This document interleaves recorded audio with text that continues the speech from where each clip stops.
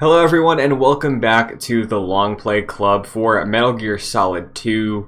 This is part 2/3. We had an unfortunate error. We will get to that in a moment. But joining me, Christian Buckley, codename Puma, this week is Jack Martin, codename Iguana. How are you doing, sir? I am doing good. Ready to talk more Metal Gear Solid 2. We're getting into the meaty part, I would say. And excited for what's next. So, Of course. Good to be here. Oh, and happy birthday, by the way. We're Thank you recording very on your much. birthday. Happy birthday, Jack. What's good? I didn't know it was your Thank- birthday. Happy birthday, Thank you bro. very much. Kevin Diaz and I separated by a week. Yeah. Listen, just a couple of Pisces bros, you know what I'm saying? A couple of Pisces, you know what I'm saying? You, me, and Kurt Cobain. Of course, also The joining only us, Pisces. Kevin Diaz, codename Komodo Dragon. What they do? Raiden! That was good. Well, that was surprisingly Listen, good. I was practicing it on stream because I heard that a lot. We'll get to that. It wasn't too bad, but like we'll get to that. But yeah, very excited. We have the investigations all laid out. There's gonna be some updates here. Can't wait. Well, wait. if Jack and Kevin are Pisces bros, then Omar Nakvi and Kevin are Komodo Dragon bros because you guys are sharing the same codename. Omar, what's up? True. Hey, I actually got a new codename this week. Oh, right. Yes. We didn't talk about it. Our scout. I was recruited by this podcast panel to finish Metal Gear Solid 2 over the past week. So yeah, I'm back here, Metal Gear Solid 2, anointed. What's up? Thank you for having me again. Before we dive into the show this week, two updates. One, like Omar said, he scouted ahead so he could, figure out how much of the game we should be playing and everything for this week's episode. And two, you may have noticed, last week there wasn't an episode. My Premiere crashed when I was doing an export. Completely borked the original file, so we lost a pretty solid conversation. I feel horrible about it, but we should be able to make it up because this week we all looked back at notes. We didn't cover a lot of ground, but there were discussions about, the thing that was so notable about this game. So I figured before we dive into what we played for the week, we can sort of recap initial thoughts of what it's like picking up with Raiden, because obviously that was such a shock to the system of gamers in the early 2000s, big fans of Metal Gear. Kevin, this is your first time with this series. Indeed. What was it like realizing that you're not playing this game as Snake? It was a little bit jarring. I'm not like in a bad way. Just like I just had many questions, you know. For a minute there, early on, I thought I was playing as Liquid for a second because the blonde hair. I was like, oh shit, okay, like that's cool. And then when you see our boy Snake, being of those guys in the what would I call that? B1 of Shell Core 1, I think. So you would say that. Where you sneak in. Area. Right. Where you enter the area as Raiden, you definitely see him going up the elevator. So it's like, okay, I'm someone else. Raiden, Jack goes by as well with the rose and everything. So it definitely, and we had like a bunch of longer discussion about how like it definitely calls back to part 2. I guess I'm doing it the reverse way because most people played part 2 and thought of MGS2, but I played MGS2 and thought of part 2. Last was part 2 for sorry, last was part 2. So that was interesting as well. Kind of like comparing those and all that, and I think overall, in hindsight, like a week removed from that section and everything, because quickly in that section that we played, you see Snake again, and he's like he's conversing with you. And like with you a lot of the time, you're just not playing as him, So it feels a little bit not as bad and not as much of a jolt as like The Last of Us was, where a lot of Abby's parts, don't have Ellie physically there. Right. And virtually almost none of it. Yeah. And with part 2, you play so much of that. You play like 10 hours of that game, as your character you expect, and then it's like, okay, slam the brakes. Here's what's up. Yeah. There's like a lot more investment there too. Mm-hmm. Yeah. So, Jack, because you weren't here for part 1 of the episode, and you did re-experience the tanker, you went through all of this. I know you had some issues with the game, I guess, like pacing wise or just like introduction, going from the tanker to Big Shell and then picking up with Raiden. What was it like for you sort of getting used to sort of that start and stop, right? Because I know it was something that was a little tedious for you.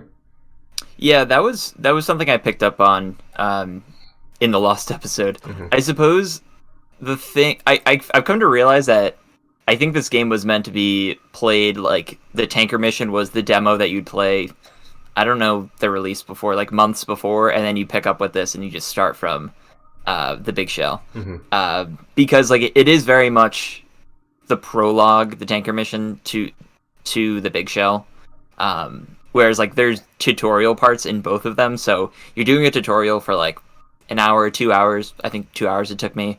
And then you jump into Big Shell, and then you're kind of starting over again. Mm-hmm. So it is a lot of, like what you said, start and stop. But once you get past that, once you start getting all your guns and all your upgrades and stuff, it's really by this section that we'll get into later that I started to feel like a sense of, all right, I'm getting it now. I understand the controls. I don't feel super powerless, and I particularly love the character of Raiden. I just love him being this very green, very inexperienced soldier and being tasked with this sort of monumental mission that he has like no real bearing on actually getting done, presumably. So it's cool to see him try to tackle that, and it's definitely a far cry from Snake in Metal Gear Solid 1. So I do really like that change.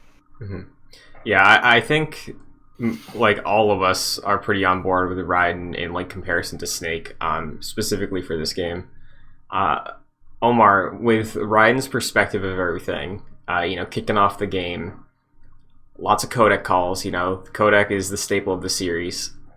I think obviously we're not going to get into like late game stuff or future stuff, but like the codec calls in this game do feel very different than they did in Metal Gear Solid 1, to me at least. And I know you are sort of on the same page. Like, how's it been to see the progression after revisiting Metal Gear Solid 1, hopping in with 2, seeing how Colonel talks to Raiden, how Jack and Rose have their back and forth? There's less of a cast on the codec. Like, what's that been like? It's got a different direction to it, it feels like. Mm-hmm. And I actually looked it up on IMDb to see if it was a different voice director or not. Mm-hmm. But it's the same person. I think her name is Chris Zimmerman, who also was married to Revolver Ocelot's voice actor for a while. I didn't know that. Mm-hmm. Oh yeah, because we both listened to that Game Informer podcast, right? Mm-hmm. Yeah, I should say, yeah. Christian and I listened to this Metal Gear Solid podcast on Game Informer, where Ben Hansen went and interviewed like the entire Metal Gear Solid cast and the recording process of that game. Mm-hmm. But yeah, no, despite Colonel sounds almost less enthusiastic or less friendly to Raiden in this one than he did with Snake in the first game. I feel like, what do you guys think of that, Kevin and Jack? Like, does he seem any different to you, or just like like a little bit similar?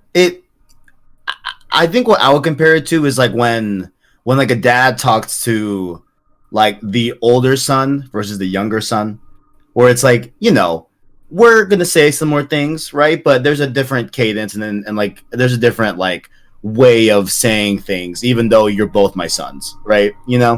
So I think like I would kind of compare it like that, where I feel like he was talking to the older son, like Snake, as opposed to the younger son, which was Raiden. A little bit more of like a authoritative type of that's the word, type of dynamic there. Yeah, you get the sense that Campbell and Snake knew each other from previous missions, I'm pretty sure Campbell was involved in Metal Gear and Metal Gear 2. I could be wrong on that, but it's at least implied that they had like a working relationship before Metal Gear Solid 1, and then Raiden obviously is this new green agent, and it seems like the walls are a little bit firmer in place between Raiden and Campbell than they were between Snake and Campbell. Last week on the podcast, you guys mentioned being annoyed by codec calls. Or were you still annoyed by codec calls in this one? Are they still coming in too hot? Oh no! Really? These are Okay. good. Nope. Yeah. These are good. These are good. Yep, they got good. Cool. They got good. We At get least some more improvements, and like I think my annoyance was the fact that I was jumping back into Big Shell after the tanker, which the first like hour or so is more tutorials, and that comes in the form of codec calls just instantly bombarding you anytime you walk into a new area. That so much isn't present. It's more using codec as a narrative device, and I think they use that very well in this. With some added music too. It's not just the call; they pump in some music as well. So I love when good they add stuff. the music when it's like. There's some, And then there was one day, and then some like somber Yeah. music goes on. It's like this whole backstory. Oh man, it's good stuff. you're talking about the little piano with Rosemary's Calls, right? Usually, or that too, yeah. Yeah, yeah, because love that.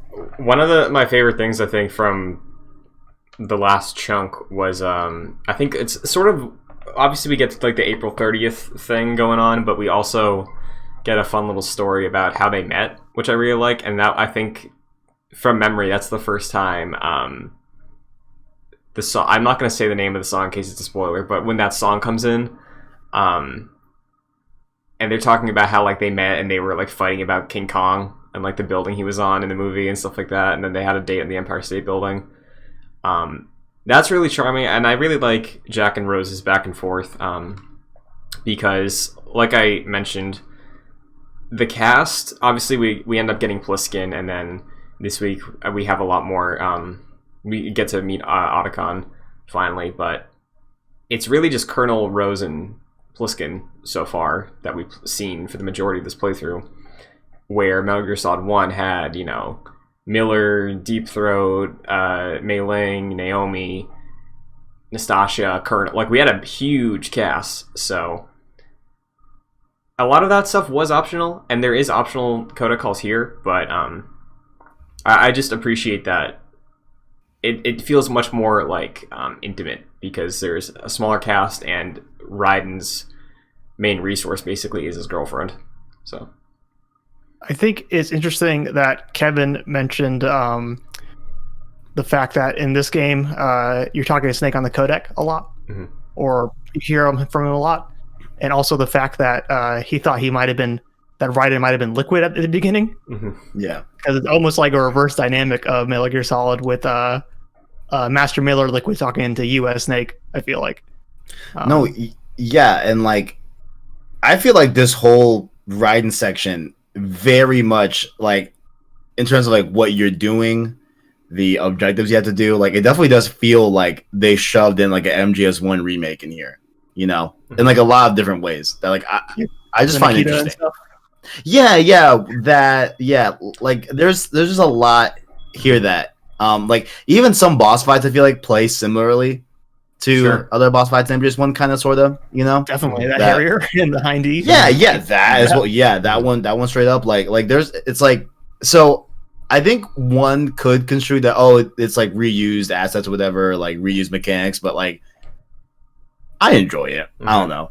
I think it works well. Yeah, and I think a big portion of that familiarity, Kevin, tell me if you agree with this or not, is because of Dead Cell, right? Like Dead Cell is the structure of this game so far. Yeah. And obviously we have the environment. I know backtracking for you on Shadow Moses wasn't your favorite thing, but here you really just got to go clockwise once, and then you got to like go counterclockwise right after that a little bit, and then you're kind of done.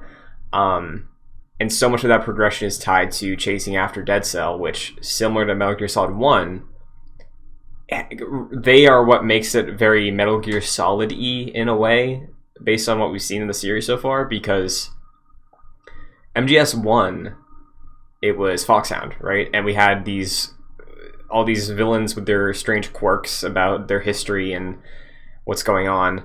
And now we know Raiden is operating under Foxhound, but his objective is still centered around this group of strange villains in Dead Cell. So, like, how's it been, progressing? Do you think that at this point, Dead Cell, Foxhound, that type of group is, like, part of the identity of the series for you, or what? Yes. Yeah. I kind of lost the question and what you were saying, but I agree. Like, there is like a parallel with the line of villains that you fight in MGS1 versus MGS2. I think I'm still overall partial to the MGS1 villains. I think maybe it was because it was my first Metal Gear. Mm-hmm. I don't know. Maybe it was like the way they were presented. Like, it was super cool. Not that they aren't presented here well, but it just feels a little bit different, sure, than like an exact copy of the first game. But yeah. Omar, how do you feel going into this game with this cast of villains against the originals? Like, obviously they're iconic, but first member of Dead Cell is Fat Man, a dude that's running around on roller skates, and he's like so self-obsessed with his bombs and his identity and all that stuff. Yeah, I love Fat Man. I think for me, a lot of these villains are just as iconic as the first games were, honestly. I should say again, I just played through this entire game, so I can't speak too much on some of this. But yeah, I love Vamp. I think he's great. And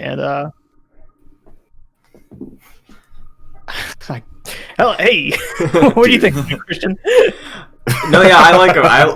I thought the Fat Man fight was fun. The teases of Vamp and Fortune in those beginning hours are really nice. But Jack, in terms of mechanics, right? Like, Metal Gear Solid 1 had all those really cool boss fights. Some of them were frustrating on this show. If you're curious, you can check those out. But like, going through the Fat Man fight, leaving off there, in our first chunk, were you like satisfied with that fight? Did you think it was like solid enough? Yeah, I really liked that fight. I think a little bit more so than some of you guys did. It wasn't the reason why I like that is because it's a little bit more strategic than it is like an all-out assault. Like, Fat Man doesn't really do much damage to you. Like, I don't know if I really even went through a ration during that fight. Yeah. He does chip damage, but it's mostly like he'll drop 2 or 3 bombs.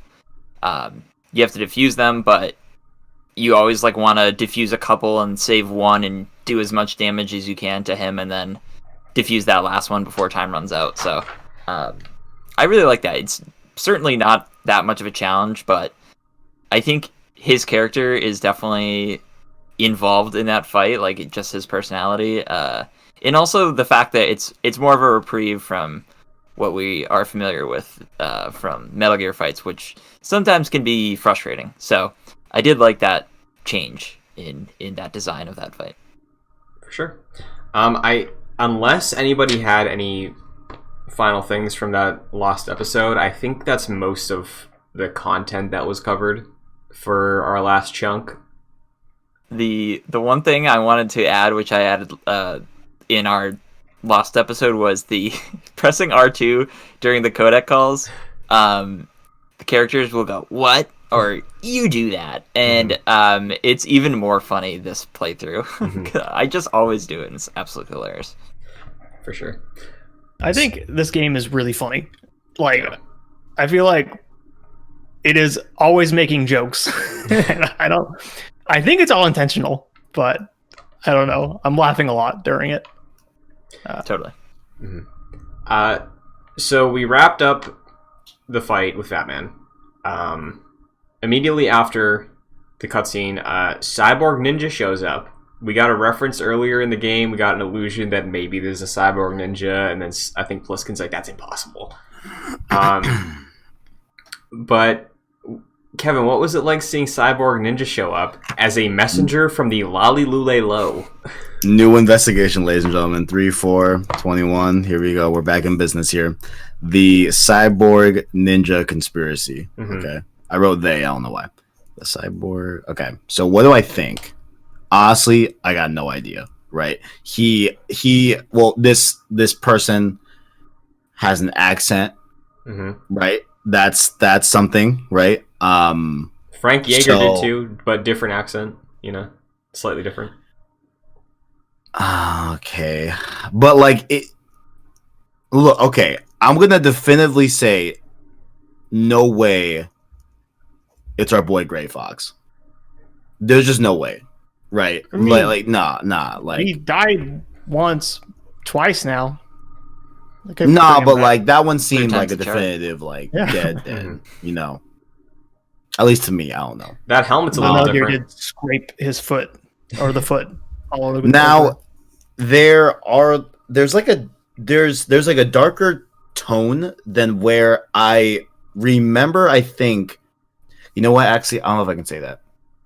Was Gray Fox's skin exposed in MGS1 to any capacity? No. Well, okay. Eventually, so. I mean, I know, like eventually, yeah. We get the face reveal, but that's it. No, he's. Because looking at this specific cyborg ninja compared with the accent, right? Like you pair those up, I was thinking that, okay, is he of a darker skin tone? Is he of a darker ethnicity? Just to give me some more intel. But if it's just like a darker suit and that's just the cyborg ninja suit, then I can't obviously use that. So I was seeing if like they had similar like suits, and Gray Fox's suit had his skin exposed too, so I guess not. So we got accent. I'm gonna say there's no way it's Gray Fox. No way. No. So what do you make of this association with the Lolly Lulelo? What do you think? What do you think that is? Like, what is it? Is it a third party? What's going on? Is it a friend? Is it a foe? I honestly forgot how it directly ties in the first game. I know it's brought up in the first game, but I genuinely forgot. So if anyone wants to do a quick, spark notes, I could probably conjure up some theories. But about that? Yeah. No, you shouldn't really. Yeah. The first time is in the tanker, I think. From the. Oh, it's not an MGS1? Why do they give it's an MGS1? Okay, never mind. Maybe you're like just putting it into that post-credit scene because there's a lot of weird stuff in there that's like teasing a sequel. So maybe you know where I'm putting it. Where? I'm putting it in the room where Snake is outside listening into I believe it's Liquid and Ocelot. Yeah, I'm putting it there, hearing Lale Lule Low the first time, but I have no idea why. Shaska's in that room. Maybe that's it. Okay, so Lale Lule Low. What do I think it is? Like he's a messenger for it. Honestly, let's see. So we have Snake and our boy Otacon. Philanthropy is their thing, right? Maybe it's some sort of antithesis to philanthropy. So okay, neither friend nor foe. This person. Yeah, so La Le Lu Le Lo.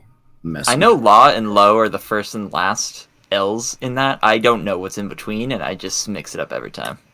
Really? La Le Lu Le Lo. I'm pretty sure it's Lale. I'm pretty sure it's Lale Lu Le Lo. It's Lali. Lali Lu Lalo. Lale Lu Lalo. Wait, isn't there like a Lalo? I think that's it. Is it to ask Julie Andrews and Sound of Music. So we get this recap, right? And then our next objective, Jack. We got to infiltrate this base. We got to get a disguise up. We got to sneak in. We got to have the right gun, the right color uniform for the specific part of the base. How is it for you to sneak on through back to the armory? Did you know to go immediately back to the armory? Because I don't think they specify. Yeah, okay. Sure didn't. I was like, my thought was, all right, we got to get Ames. He's in Shell 1 core. I'm gonna head right there, and I'm just gonna procure on-site procurement. I'm just gonna do it right there. Yep. And immediately they were like, I don't think anyone like says on the codec, but you get the impression like probably shouldn't be here right now. And if you remember, I think the only way to get there is between the E and F strut, and as you walk across it, the floor panels drop out. Mm-hmm. And the only way to get back is there's a gap between the core and one of the panels that you can jump onto. You have to like perfectly align your jump across, and then you can like shimmy across. And that took me far too many times. I agree with Kevin. I die a lot in this game, like much more so than MGS1. But like it's not even enemies now. It's just like obstacles. It's like, wait, like is that possible? Like can this character do that? Is that shimmyable? Like is this even gonna work? You know, I think the game has fun with death and experimentation because literally there's a point after the Harrier fight where you're crossing like the beam and it's like I gotta go slow, slip on the bird shit and die, and it's like of course. Like Kojima's just fucking with me at this point, but whatever.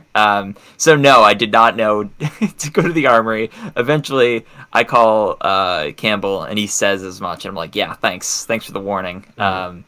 And yeah, do you get the uniform here? You might get it before, I know. The Cyborg Ninja gives you the uniform. Okay, you get the AK here. And I also like went and did some more looting as if this is Apex Legends, and I got the RGB and the PSG one, so sniper and grenade launcher. Yeah. Did you get both PSG ones? There's two. I did, yeah. I only got one. Okay. I don't think I did. So there's a vent to crawl on, I think, in that same room, right, Christian? That it has the Trank PSG one. Mm-hmm. Oh, there's a Trank PSG one? Yeah. I would love that. Damn it. It's been nice because we touched on it briefly last week, I think, but so far I've been playing the game non-lethal. I've been killing, like, knocking the bosses out with sleep darts. Haven't killed a soul yet. But yeah, getting that Trank sniper was pretty nice. So I didn't get it personally. I wish I got next time. Yeah. So I'm killing a lot. After we get through the armory, I did a save and I called Rose to save, right? And she gives you some stories here and there on save calls, the way that Mei Ling used to give you like advice or whatever. I thought this was very interesting. I don't know if anybody else got this. I feel like you probably should have if you saved this week at one point. Maybe I just got it early, but so I called Rose after a discussion earlier in the game where Raiden was like, hey, can you look into Snake, like the death of Snake and like all this stuff. So Rose on the call, she's like, hey, do you have a sec? I looked into this. We had Snake's body exhumed for testing. Yes. I did get this. And she was like, you know, we couldn't make out the face. He was missing an arm, but the DNA was intact. Ladies and fucking gentlemen, your boy was right in this bitch. Mm-hmm. Let's go. Y'all doubted me? Listen, I got it right here. February 18th. Done. The soul of Liquid resides in his arm, which is now connected to Ocelot. I'll say this: we weren't doubting you; we were just fucking with you. Yeah, I honestly cannot believe it was true. I can't believe you got it.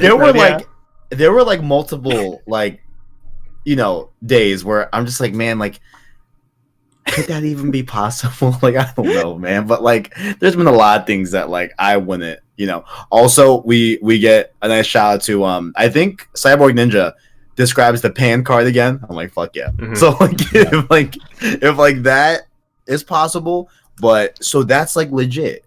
So that's a true thing that we did here. The soul of Liquid really is taking over Ocelot. No spoilers. You know what? That spoilers is okay. But yeah, very, very proud. Very, very proud of me. Mm-hmm. We did it, guys. Yeah, that was very impressive. Hell yeah. And Omar, earlier you asked about like Colonel and like if we think anything's weird about him. after that call ended, I don't know if this was just like they had like a voice match come in or something, but I noticed that at the end of this call, after like Raiden was figuring some stuff out about this fake death of Snake, Colonel interrupts and he's like, Raiden, the president needs you, I think. And then that's it. It was just really weird to me. Yeah, I think Kojima's just fucking around. Yeah. Like, just make Yeah. Mm-hmm. Just wants Colonel to make jokes, I don't know. Colonel has some weird lines where, like, when he's teaching you to swim, he's like, Yes! Raiden, press the action button. And it's like, why you sound so robotic right now? Maybe it is, like what you're saying, just because they brought him back and it's like, oh, we need to describe the players, like, how to actually do this, so just do it. And he's like, fine, whatever. Yeah, like, but I got other voice work to do, so I'm gonna give you 10 minutes. yeah, No, give me 10 minutes. that's real. Like the swimming thing stuck out to me too, because he's going off. He's doing his voice, he's doing his normal thing, and then it just sounds like a completely different cut of like a completely different session, Yeah. and it's just dead. That just stood out to me. It was very weird. I had to make that game in 3 years. Yeah, Don't know what happened. yeah. Oh yeah. well. I do want to double back though a little bit. You know. Sure. So the body that they ID'd, it was Liquid's body. Is that Class A confirmed? That's what they allude Yeah. to. Mhm. Because Snake and Liquid share the same DNA. Yeah. So, yeah. If they were exhuming that body and they kind of look alike in a way, obviously one's blonde, maybe they dyed his hair. It seems, and the fact that pretty sure Snake and Otacon addresses later that they used that body as a cover-up, just so that being dead just gave Snake a better way to navigate and do his work right now.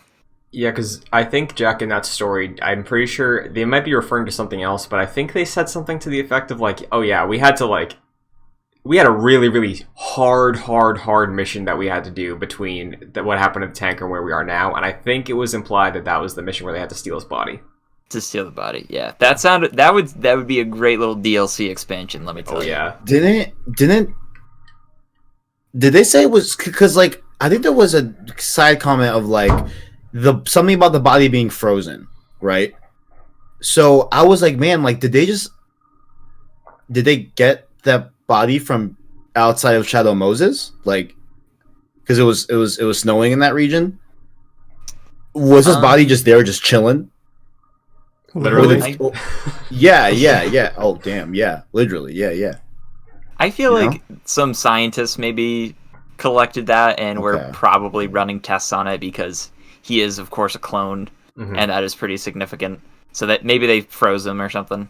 I don't know if they ever explained that, but it might have been in his will, honestly. He seems like a gene freak that would have been like, make sure I pass on to the next generation. Yeah, but then it's like... And sometime before then, Ocelot shows up. Is like, okay, before we do this, I want this arm, please, so I can do my twirly gun moves again. Like, yeah. So it's like, were Snake and Otacon just like, he doesn't have an arm, not sure what happened to it. All right, whatever. You know, did they just brush that aside? Interesting. Mm-hmm. Many questions, but I'm gonna call this case closed. Honestly, nice. We did it, guys. We did it. Do you guys want to talk about the other Rose call that we get this week since we're on this, or do you want to save that for when we get there? I kind of do. I'm down to talk about it. I am blanking on what it is. If it's the Jack, same one. Please tee it up.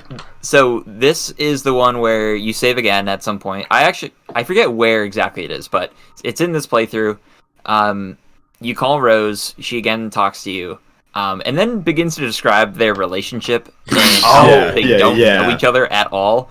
And Rose gets freaked out when she's describing the one time she like forcibly made her way into Raiden's room because he just locked it all the time, and it was completely barren save for a bed and a desk, and that just totally freaked her out because there was like no personality in that room. Like there was no posters or anything, and she describes the fact that she knows like next to nothing about his personal life. So yeah, it's a very strange call, and we get more insight into what Raiden is like outside of this, and he's very mysterious, which is surprising because he is this green soldier, and he has like a lot of personality in the fact that he's very, I don't want to say annoying, but like, for lack of a better word, annoying, and is kind of like the what do you call it, Boy Scout in a way, where he's like, trying to get through this, get it done. But yeah, very different outside of that. How did you guys react to that one? Sorry, no. Christian, go ahead. Before we like get serious about it, I just wanted to say that entire sequence. I just thought of that meme where it's like, yes, men in their 20s will sit, like have this as their apartment and think this is fine. It's just like a camping chair in front of a TV on like a box. Yeah, what's wrong with that? I was like, chat, listen. If y'all just assume that I just had a bed over here and that was it, what is the problem? Yeah, I thought I got a PS5, I got a bed. Mm-hmm. I'm good. Like, we are gamers. Like, I don't care. I thought that was very funny. Yeah, I was thinking that same thing too. I'm like, she's so like appalled by like just having a simple life. I'll say having a simple life. Okay, I don't need a lot to please me. That's it. Yeah, I found it more funny, but like now that I think back to it, it is kind of like, I don't know if it's like she's the problem, because like she like, if it's an overreaction on her part, or if it's that like Raiden really is just like a blank piece of paper, and like that could be, I guess, concerning in some ways. I wonder which one is like really the one that's like tripping. I wonder, because like it doesn't seem like Raiden, like what you guys said. Yeah, like seems like Raiden's a normal dude.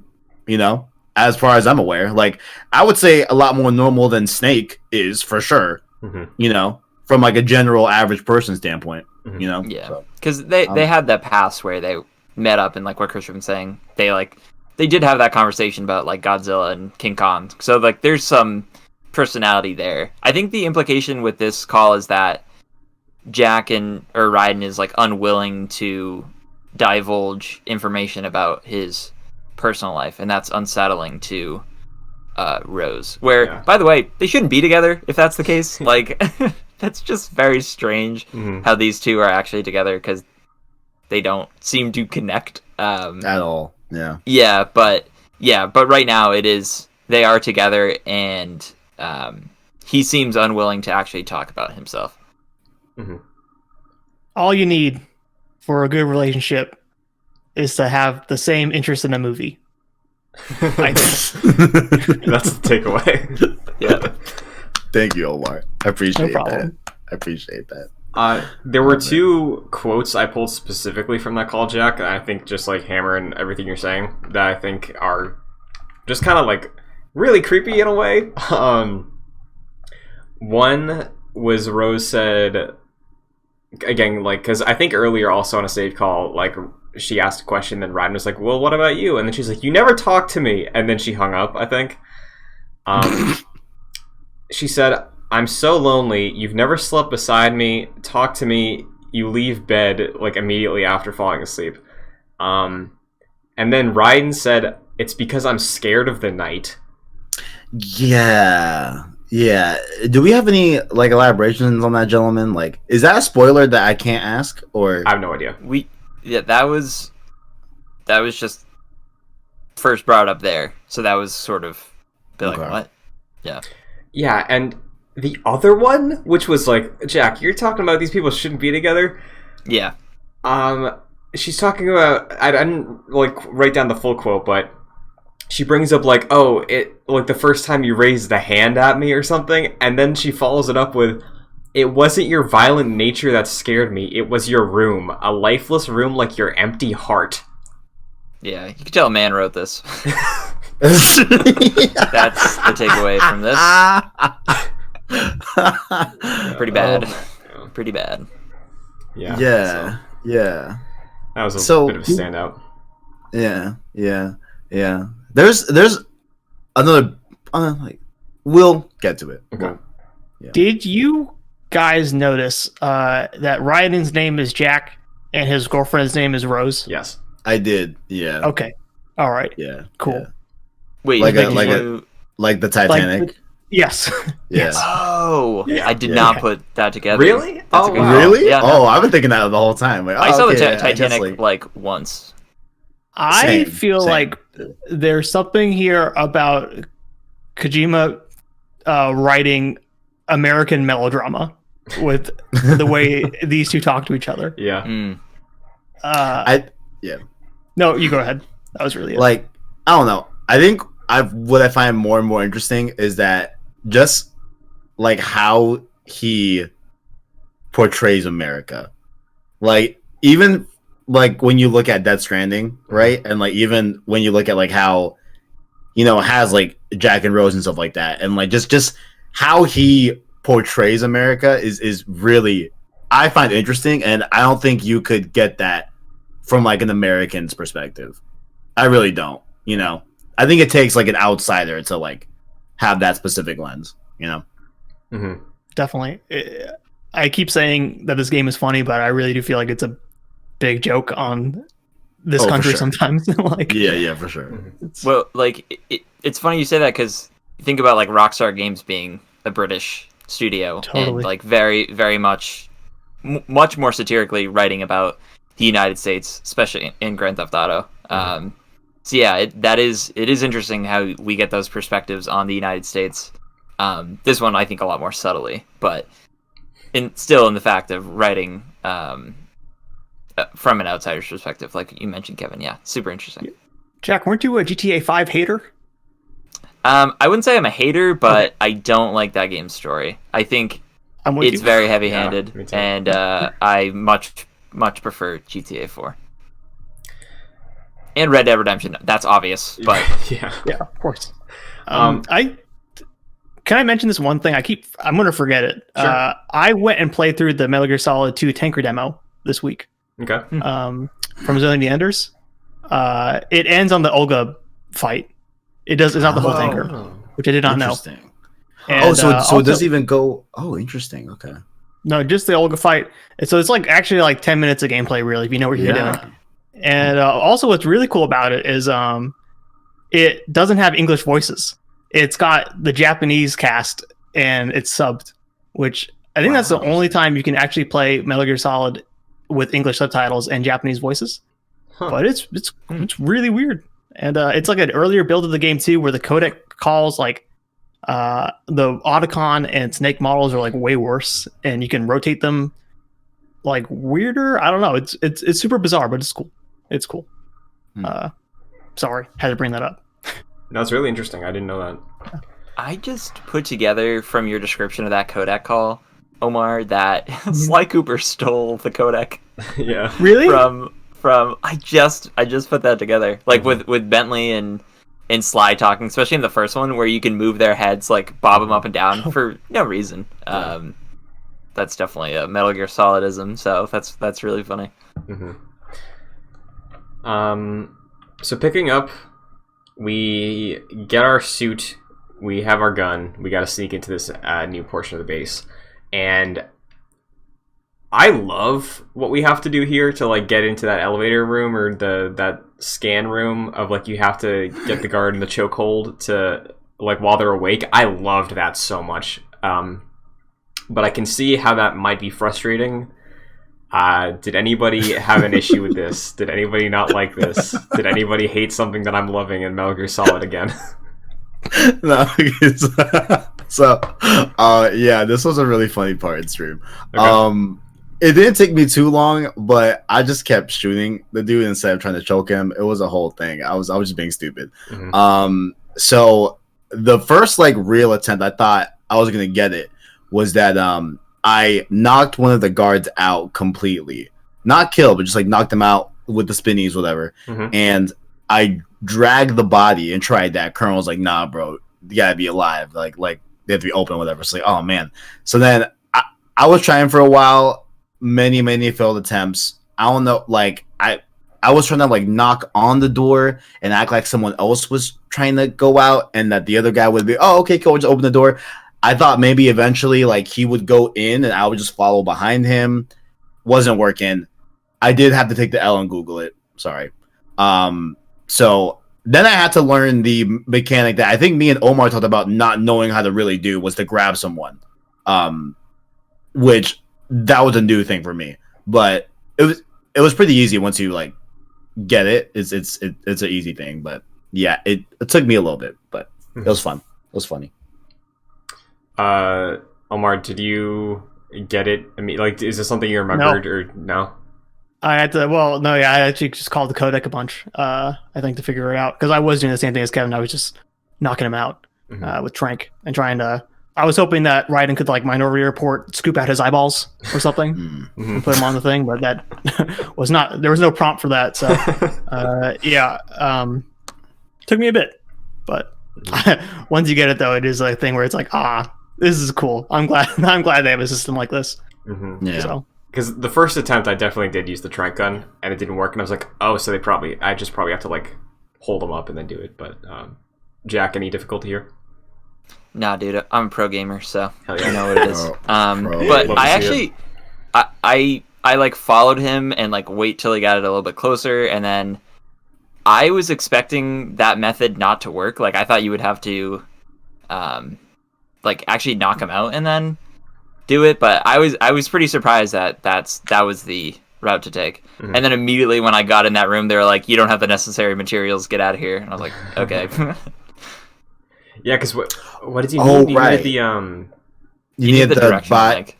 Right. Directional mic. Yeah, I did that first before I even went because I'm like, this seems like MGS1. Go down to the other floor. Yep. It's probably there, and then go up to this floor. Yeah, That's a good call.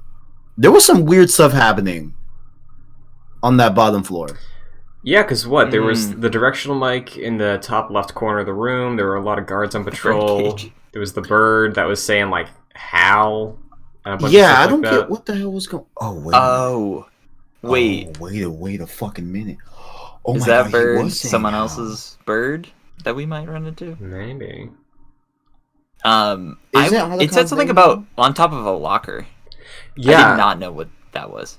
So on my way in, on the left side, there was a book on top of the lockers. I didn't know how to get to it, but like it was like the book magazine you can get in the armory if you drop down. Yeah. It was like the same looking thing. I don't know if it's like a special book or something, but I tried. I had no way to like climb up or anything. Couldn't figure it out, but yeah, Kevin, you having some realizations there? Do you got to open up another investigation with this bird? Why is the parrot saying Otacon's name? Fuck, here we go, guys. Shit, here we go again. It was actually a tease for Snake's appearance in Super Smash Bros. Melee. And the bird is saying Hal, like the developer who makes Smash Bros. I think. Whoa. That's my impression. Yes. Wait, is that Class A confirmed? I think so. Parrot? I mean, it's up to their interpretation. But. Yeah. Parrot saying Hal. So once we get the directional mic, we got to go back to that room, right? And we get a fun thing. I had a good time doing this. You walk into the room, there's a guard on patrol, all these hostages, and you have to use the directional mic and aim it and try to listen for a pacemaker to figure out who Ames is.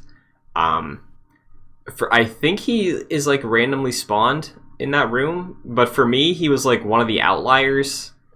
And like there was one guy like on the screen facing side on the right table.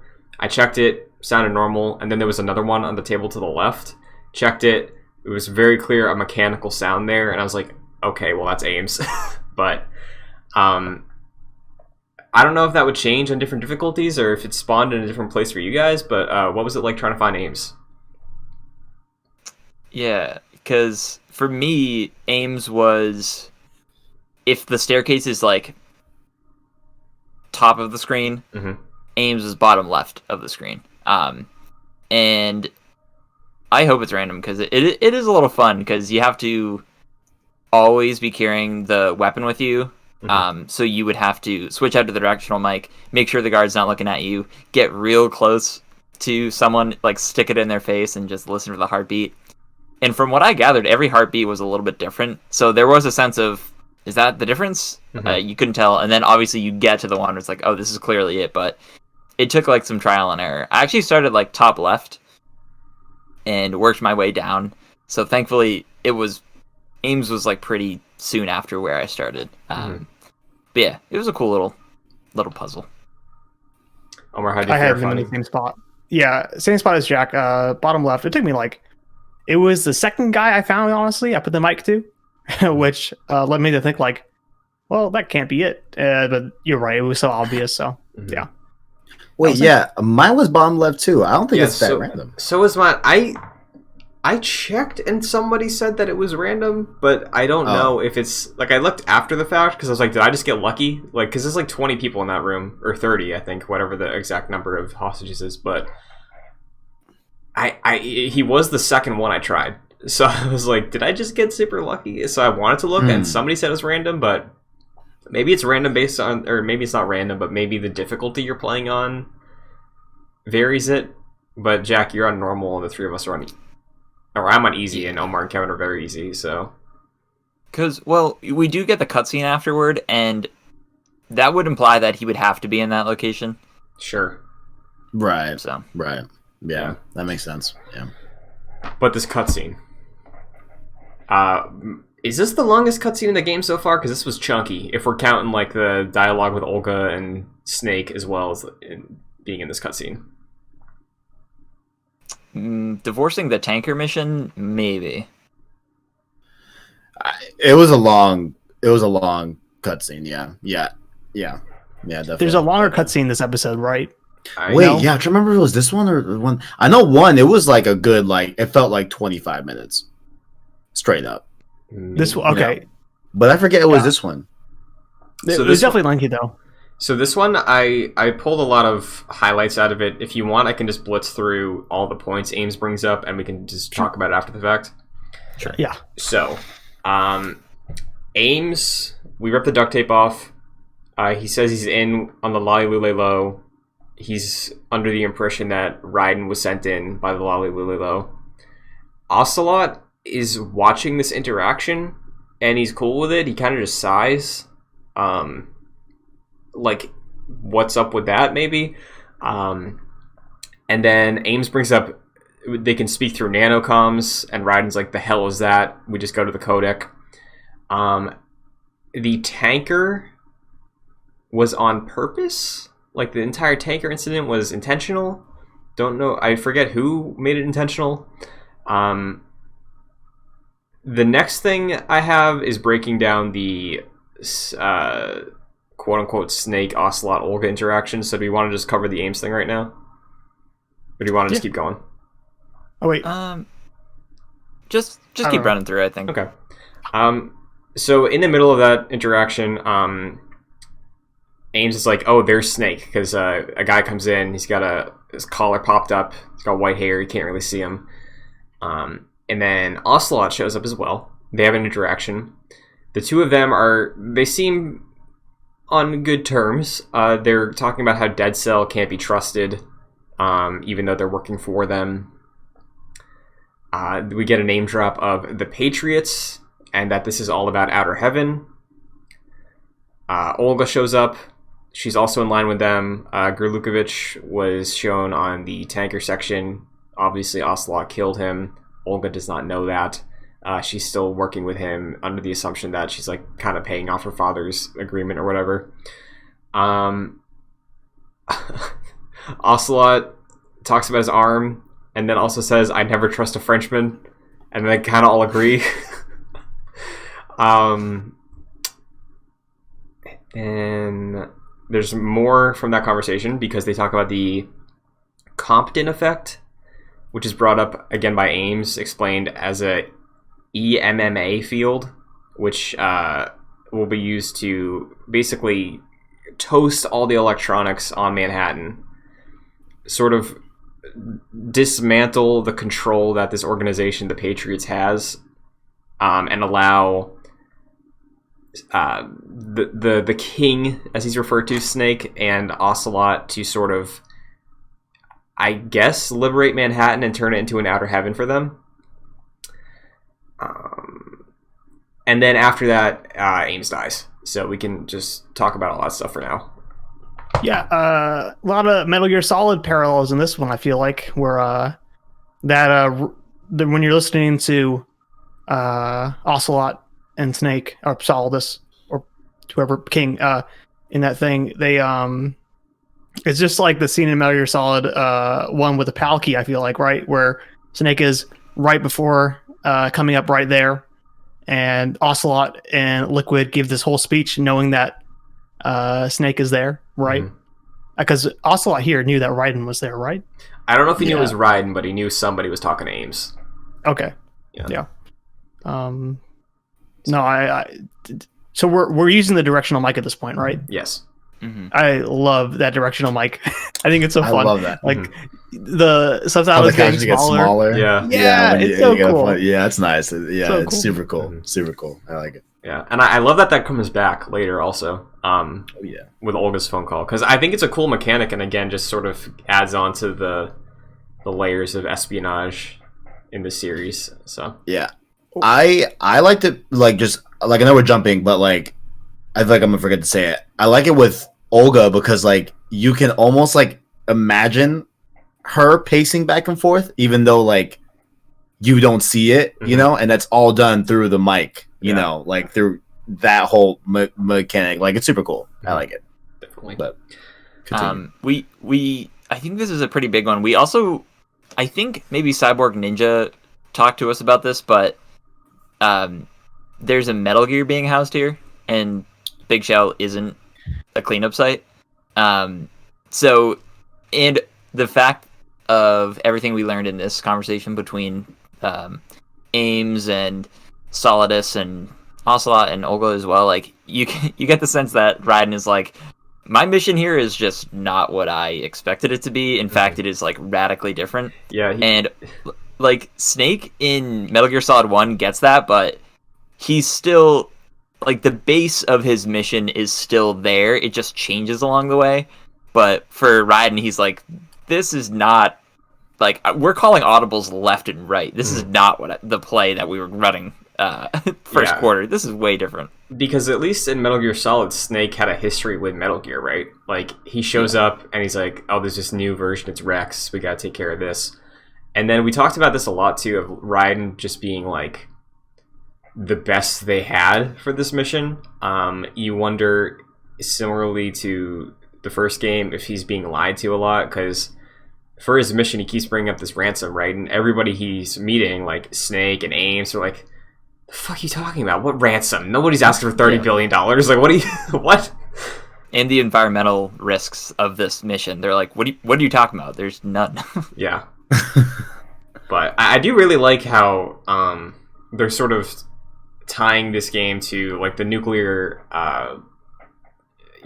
fallout of this plan that this group has would just sort of not result in nuclear war the way the first game covers on, but like this is just mainly talking about computers again, sort of how that title card prepped us, in between the tanker and Big Shell, of like computers rose alongside nukes. They're sort of like born out of the same time period. And Jack, I know in our last episode you mentioned about how Snake's codename of Pliskin was, inspired by Escape from New York. Mm-hmm. The thing where there's a fallout and Manhattan's separated from the rest of the world and turned into a military operation. That's what they're going for.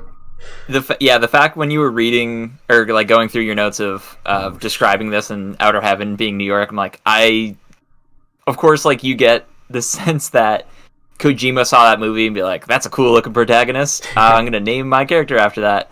But also the premise of Escape from New York is the goal of Ocelot and Solidus, seemingly, from what we get from that conversation. So, yeah, very funny. Mm-hmm.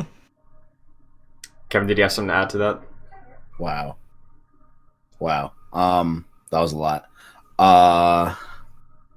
Okay, I had things. I think they were answered. Okay. I think. So, I think we're good. I think we're good, to be honest. Yeah, I think yeah. So we get here that like Ocelot is trying to bring about Outer Heaven. Mm-hmm. I'm assuming with the help of these two Metal Gears, right? Mm-hmm. I mean, now that we know that there's two, it's Ray and then Arsenal Gear. Arsenal, yeah. Arsenal Gear. Yeah. Which now it's like, man, are we gonna see that thing? Maybe. Shit. Yeah. Let's go. What does that even look like? It's the whole underside. It's like It's the rest of it. It's crazy. It's like how like an an iceberg situation where you're gonna see like 10% of that thing. Yeah. Indeed. Is that indeed another Titanic parallel? I was just gonna say, dude. Well done. You pieced it together. I didn't even put that together till you. Well done. Well done. Omar, before we continue with the immediate follow-up of Ocelot crashing this party, any other comments on Outer Heaven, the plan? What is Outer Heaven really? It's like military men want to have their own like country for mercenaries. Incel land. What's that? Did you say incel land? Yeah. Oh, shit. Yeah. Like it just kind of sounds lame to me sometimes. Where what's the goal there? Is it like world domination with a military country seizing all nukes or whatever, or fighting? I think I don't really get it.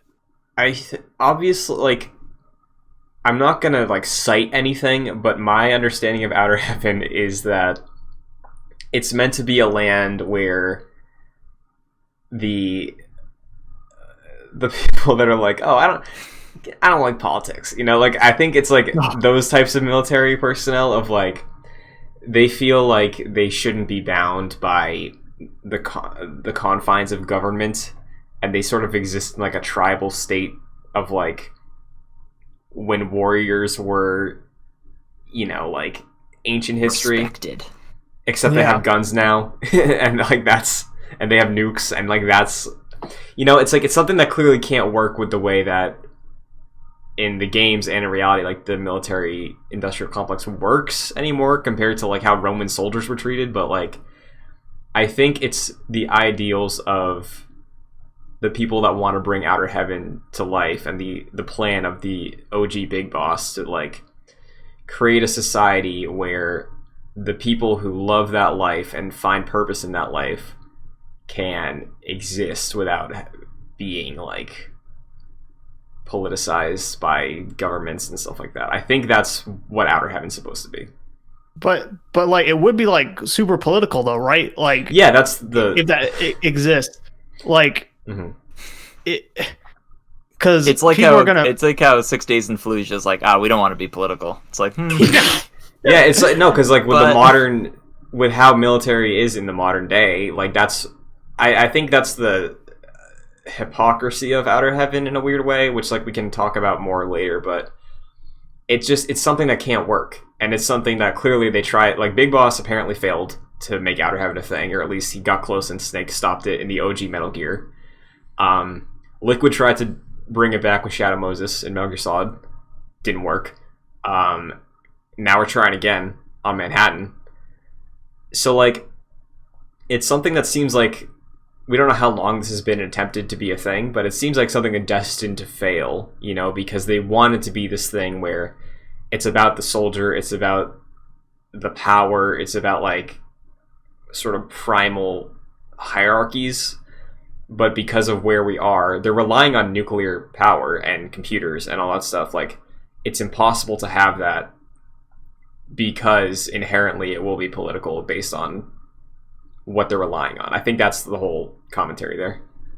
Can I ask a couple more questions about it? Yes. Like, what is the threat about Heaven? I think it's, I don't want to get, again, I'm trying to like make sure that I'm not citing things that we might explore later, but I think the threat of Outer Heaven is that the people who are calling the shots would be threatened by it because they can't control it. Okay. If that makes sense to you. No, that makes sense. That actually clears up a lot, actually. I believe that's the threat there. Yeah. It seems like later in the episode we learn that like Solidus is against the Patriots. So I think Outer Heaven would take a stance against the controlling arm that is the Patriots. Yeah. So we can dive into the Patriots if you want. I think before we move on though, like Ames dies seemingly of a heart attack, and he claims Raiden is the one that did it to him. Kevin, thoughts? What? Wait, what? He looks at Raiden. He's like, "You did this. They sent you to kill me," and then he dies. Oh, right. Of a heart attack, seemingly. Yeah, it seems like Fox died, but I doubt that it is. Mm-hmm. Fuck, he has a pacemaker, right? Like, yeah. He's I gonna be think a kill they switch probably in just that. like, yeah, exactly. Like, No, but he does look to Raiden. Like, he does look to him of like, you're doing like I was wrong. They sent you to kill me, something like that. Like, he's accusatory as he's dying. Yeah. Oh, so maybe like he just misunderstood. I don't know. Yeah. It's like, hey, homie, like, no, I really was just trying to save you, bro. Like, what to do? Like, oh man. Yeah. But Ocelot interrupts that entire thing. Makes Raiden take his mask off. Disguise no longer available, and Cyborg Ninja shows up to save the day, so Raiden can escape. Almost cutting off the arm of Ocelot once again, which I really liked. I thought he did. I was like, oh snap! Yeah. Again? Oh man. So, after that, should we just talk about the Patriots now? Because there is the boss fight with the Harrier and Solidus, the reveal of him. What do you guys rather talk about first? I think we should wait. We should talk about the Harrier and the Vamp stuff, right? Yeah. Yeah. Okay. Because we get Ocelot, and we also just get Solid Snake being like, all right, I'm Snake. Mm-hmm. We got a lot of reveals. Yeah. Yeah, which I was like, okay, thank God. I was like, man, I was really hoping you were my boy. You looked like him. You sounded like him. Mm-hmm. Glad you're the homie. So, big fan. Fort Snake. We do get the Otacon reveal here. Kevin, what was that like when he was like, I'm going to call my friend? Let's fucking go. Let's go. It's my boy, Otacon. It's my boy. I hope I hope he's here the whole time. I hope I see him in MGS2, but I don't know, guys. I don't know. Because I feel like I haven't. I mean, you know what? Granted, no. Like, I don't know if I would have known him pre this whole long play club. Mm-hmm. But does nobody else like? Are there Otacon fanboys like me? Like, are there homies like Otacon, or like is he just not? Like what's the deal? I feel like I don't hear him talked about a lot. No, I think he's very well liked. Actually, I think honestly the biggest quote from Metal Gear Solid, like the whole series, might be "Can love bloom on a battlefield?" Mm-hmm. I think. I'm an Otacon stan too, to be honest. I think he's great. Yeah, Otacon's awesome. He's the Bentley of this franchise. Yeah, I feel like in a lot of ways, Otacon, like when you look at it, can kind of be more iconic, at least like what Omar's talking about with the dialogue snippets and the quotes, than Snake at times. Like, I think Otacon is like ground the series for a lot of people. But I was going to say, I feel like in this game, I don't know if you guys picked up on this or this is just a weird thing. I get like Matthew Perry vibes from him. Matthew Perry. Chandler from Friends. Oh. Friends is a bad show, so I don't know. I did notice that his voice acting is much more subdued in this one. Yeah. Like, in a way where it sounds like the voice actor was bored. Or, like, the direction on this was, like, tone it down, in a way. I specifically got that in the tanker mission, where you'd have expected him to be like, Sly, come in, Sly! I'm bringing back the Bentley comparison, but he is, like, compared to Metal Gear Solid 1, he was, like, kind of a meme in MGS1 in a way. Very over the top, and he's a lot more laid back in MGS2. He's cool now, I think. Yeah, is he? I think... I think it's, like... he went through that entire experience of Shadow Moses, and he was like a huge geek, and then now he's not going to cons anymore. Yeah, he's like a bit more, with it. He's in the pilot seat, kind of. So I figured that would be a little better for him. Yeah. So I'm trying to find a picture of Matthew Perry with glasses, so I can just send it to the chat so you guys can see what I'm talking about. But any other stuff about Otacon before we dive into this Harrier fight? So he has a quick line where he references his little sister's mother. Mm-hmm. Are they related, or was that just a weird way of saying his mom as well? Right? Does that make sense? He referred to her as her mother. Yeah. Right. I don't think it's a spoiler to say it. Christian, what do you think? Should I say it?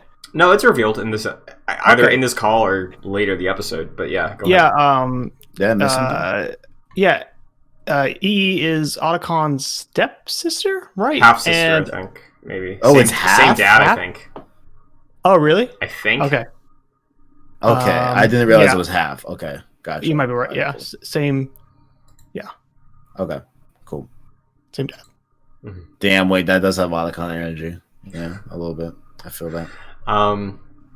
So yeah, we get the call. We figure out that there's an objective here for Emma, but we do get interrupted by Solidus showing up, revealing himself. I'm not Snake. I'm the third better clone. He hits Snake with a brother once again. Brother. And he's got like Bane powers. Kind of. He can like increase the density and mass of different. Sorry For audio listeners, Otacon himself, Matthew Perry, is taking Omar's spot right now. That's Ross. Can you cut his mouth out and talk? I don't know. I don't think I'm good enough for that. I could do that, bro. I got you. Don't even worry about it. This is some Andy Cortez editing. Let's just keep on talking. I got this. All Yeah, right. that's easy. I got you. Hold on. Just give me like 2 minutes. Christian, go ahead. No worries. So Solidus having the ability to, is it his suit? Is that his like weird mutation because he didn't get the recessive or dominant genes? He just got superpowers. What's up? I got the sense it was his suit because anytime he like goes into that mode, his like visor comes up. Mm-hmm. But I also don't remember, so who knows? Yeah. So the big reveal here, we got the third Snake, maybe done after the fact.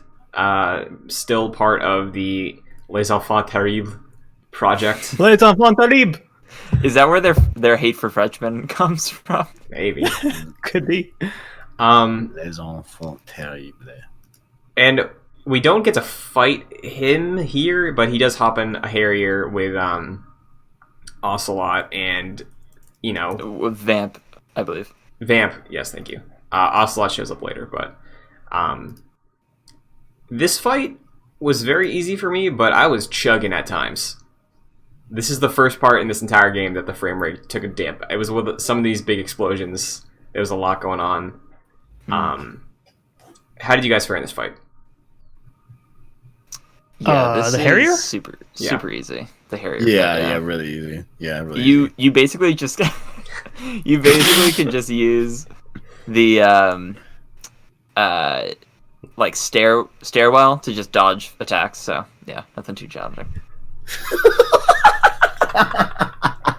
Yeah, mine was very easy too. How did Matthew Perry fare? Oh my god, Yeah. Matthew Perry, please. It was easy shit. I'm a pro gamer. What's up? Yeah, just Stinger. The I found it very technically impressive, honestly. Mm-hmm. This section, like I think that like the jets looked really, really good. Like even just the one jet looked really good. Even like little details that like I didn't expect it to be, where you could see the heat coming off of the exhaust. Mm-hmm. I just felt I was like, oh, I realized this is a pretty old game. I was pretty impressed by that, overall. But generally, pretty easy boss fight for sure. Nothing too crazy. My performance was smooth as butter on the world's most powerful video game console ever, the Beautiful. Xbox Series X. The backwards compatibility enhancements Microsoft made over the past generation were some of the best and worth investing. You have to get one of these things. That's it for the Matthew Perry. We're good. That was incredible. Hell yeah. Thank you. You love to see it. You love to see it. Oh man. So, Man. But then we get one of my favorite parts of this whole playthrough that I definitely Jesus have to Christ, clip walking out on water. and post at some point. But I was flipping out. mm-hmm. Flipping out. I was like, yo, my name is Solid the Snake and I'm the fastest man alive, straight up. Like, yo. Crazy. Yeah. Oh wait, no, I'm sorry, Vamp. I'm sorry, I'm an asshole. Vamp. Yeah, so the fight wraps up. The Harrier is sinking into the ocean. Vamp hops out, runs on water. And as it's going down, you think, like, is this the end for Solidus? But no, Metal Gear Ray shows up, fully operational. They're not they're not stalling, they're not waiting for anything. They got a fully operational anti-Metal Gear out there, and Ocelot's piloting it, and then they just go underwater. See you later. So yeah. That was interesting to see Metal Gear Ray again. Mm-hmm. Yeah, I think all my questions I probably just shouldn't ask and just save for the finale. You can ask them. I can put on the poker face thing now whenever, so you can't even tell if I'm smiling. Like, I just didn't realize like how we're gonna tie to the tanker mission and how it all relates to this. But as they're connecting, I guess I don't really have that many questions. But like, it's just interesting to see like how the tanker mission, like seemingly is like a meta way to throw off the player, thinking that you're gonna play as Snake this whole game. Very much has like a Metal Gear Solid 1 like aesthetic with like the very like mute blues and grays and stuff like that. Mm-hmm. That like it felt very MGS1 to just get you're out in sunlight. You're like literally just doing the complete opposite. You're playing as someone else. Like it's a interesting like meta thing, I feel like. But it's cool seeing how it all ties together, and they're a lot more related than like what they seem, straight up. So yeah, just interesting. The immediate codec call we get here is one where we get those answers about snaking Otacon and philanthropy and what we talked about earlier with like covering up the incident, Liquid's body, all that stuff. But we get a lot of back and forth with Snake now fully revealed and Raiden sort of disagreeing on things. Like Raiden feels very confident in himself. He's like, I've done 7,700 VR missions. The simulation trained me for this. And then Snake's like, no, you don't know a single thing. And then there's also maybe some tension between Colonel and Snake. I think Colonel interrupts a call and he's like giving Raiden new instructions, and then he's like, Colonel, this was actually Snake. Don't you know him? And he's like, don't trust that man, or something like that. Like, right, like he just seems very hostile towards Snake, and they never have a direct interaction. So, well, wait. Snake says, "Don't trust that man." No, Colonel says, "Don't trust Snake." Oh, okay. Because I think he talks about something about like his book also, and he's like, that was a lie. He's like, I read about your history with Snake in this book, and he's like, that's a damn piece of trash. Don't talk to me about that or Snake. Yeah. So, Jack, how did you read that interaction about Colonel with Snake? Yeah, I was surprised that they really didn't get to engage again since they had a prior relationship. So, yeah, that was a little strange. Mm. Kevin, I hope they do, but like, also, is it like, damn, I wonder if also, I mean, like, I feel like this is probably not Colonel's character, but like, I wonder if it's like Colonel doesn't want to believe like that could feasibly be Snake, like Solid Snake, like homie boy Snake. You know what I'm saying? Mm-hmm. Like maybe it's a little bit of that. Maybe he's trying to like keep up this like, this like, I guess like macho-esque persona of like, hey, I'm fucking driving this ship. Listen to me, yada yada. Like maybe something like that, but I don't know. Yeah, there does seem to be beef, and I'm wondering why. We picked this game up, Snake and Otacon hanging out, best buds. Seems like they never skipped a beat since the end of your ending, Kevin. Does maybe Colonel, like in this weird reality, does Colonel like hate Snake because he thinks Meryl's dead or something? Snake failed to save her, maybe? Because Go ahead, Omar. Okay. I thought you were gonna say Colonel got jealous because you remember in Metal Gear Solid 1, Snake says Colonel is his only friend, or Roy Campbell. Yeah. But now there's a drift in this relationship, a new bestie. Mm-hmm. Because like, what other reason would he have to like? But Meryl's not. Is Meryl dead for you guys? That's no. She hasn't shown up in this game. And the game can't read your Metal Gear Solid 1 save. I don't know. So no. This ain't a Telltale game. Yeah. No. Like, we haven't had one reference to Meryl at all this entire game, and I know we're focused on Raiden mostly, but what do you make of that, Kevin? Kevin's writing, where is Meryl? Yes. The Campbell conspiracy. Put it on the board. Whoa. Okay. Also, is this the same Campbell of the Campbell's Chicken Noodle Soup fame? What's funny, I wrote "What's the beef?" in quotes, and then Meryl question mark. Yeah, that's another thing too. Yeah, which.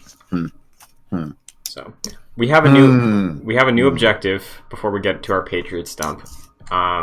Jack, walk me through what it was like getting into this building, finding the Nikita, and blowing up the electric floor.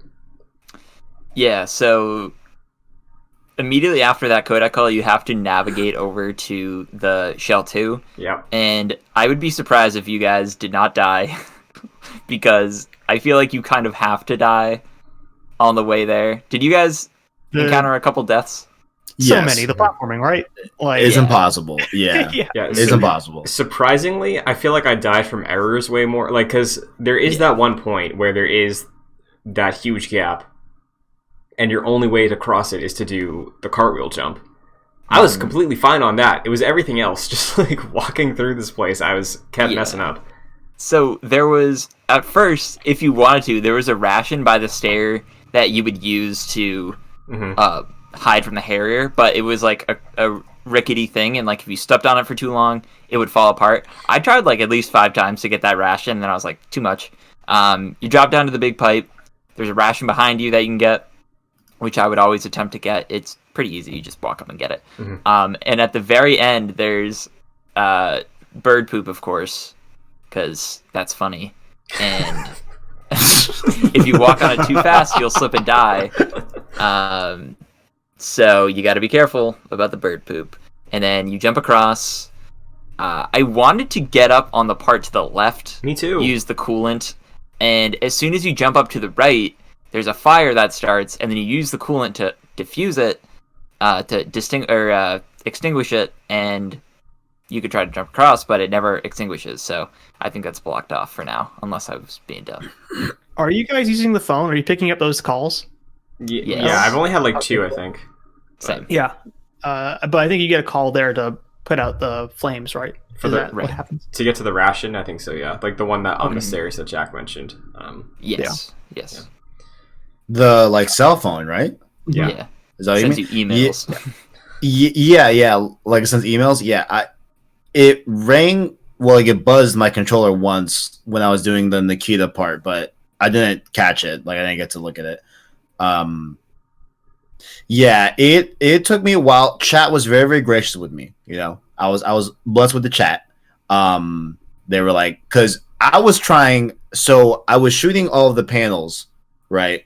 I got 4 of them. I was like, okay, so all I can see, you know, let's just go. And it wasn't happening. I was like, oh man, what's up, right? So, I got one that was like way downtown, like way up my hand. It got really close to the camera. That was weird. Like way over there. But then I didn't realize there was one on the drone. I was trying to pistol snipe this one from the drone. They were like, that's not gonna work either, Kev. You gotta find the old PSG-1, made famous from Black Ops 1, you know. So they didn't tell me directly where it was, but they're like, hey, maybe go back to strut F. Perhaps it's somewhere in that warehouse, you know. I was like, okay, all right. So I did that, got it. I also got a grenade launcher that I haven't used yet, but I do have that. Have not used it yet, but I got it there. And then we had to, then we slapped the one on the drone, and then we were good to go. Yeah, but wait, I forget. You do the platforming stuff before you get to that point, right? No, that was before the Harrier fight. But we never talked about that. Fuck that part, if I may say. Fuck that takes forever. And then of course there's the one behind you. There's the one over by the birds, which both of those are hidden. And then of course there's the one behind the flag. So that you have to shoot through to do. Those are yours only, I think, Jack. Because I think Jack, those are randomized on difficulties. Not randomized, but it's fucking hard. Yeah, let's change. Yeah. No, because I looked at the video during it, and then the guy was like, "Okay, shoot this one by the flag," and I was like, "I don't see one here." But yeah, that's what chat was saying too. Yeah, like they're saying, "Yo, by the flag." I'm like, bro, I don't know what you're talking about. That's so strange. I had a thermal scope, and that was even difficult because there were just so many of them, and there were birds around too. I'm like, I don't want to shoot these birds, but like, it's getting real hard to figure out where these are.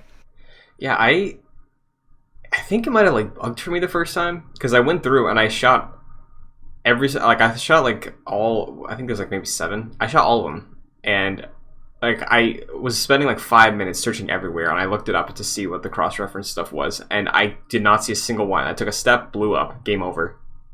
Did it again, shot all the exact same ones, and then I was able to get the cutscene and all that stuff. So like I don't know what happened the first time, but yes, that was a little frustrating. Yeah. The one behind you is the most frustrating, I think. Yeah, like that's just a big FU to the player. Yeah, it's awesome. So when we get to Strut L, and that's where we listen to Olga's call. I didn't really have any highlights from that conversation. Clearly, like she's got some suspicions about the people she's trusting, but there wasn't anything of note really.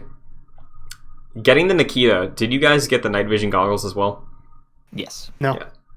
Oh, you didn't? Negative. It's very hidden. Yeah. Okay. As far as I'm aware, no.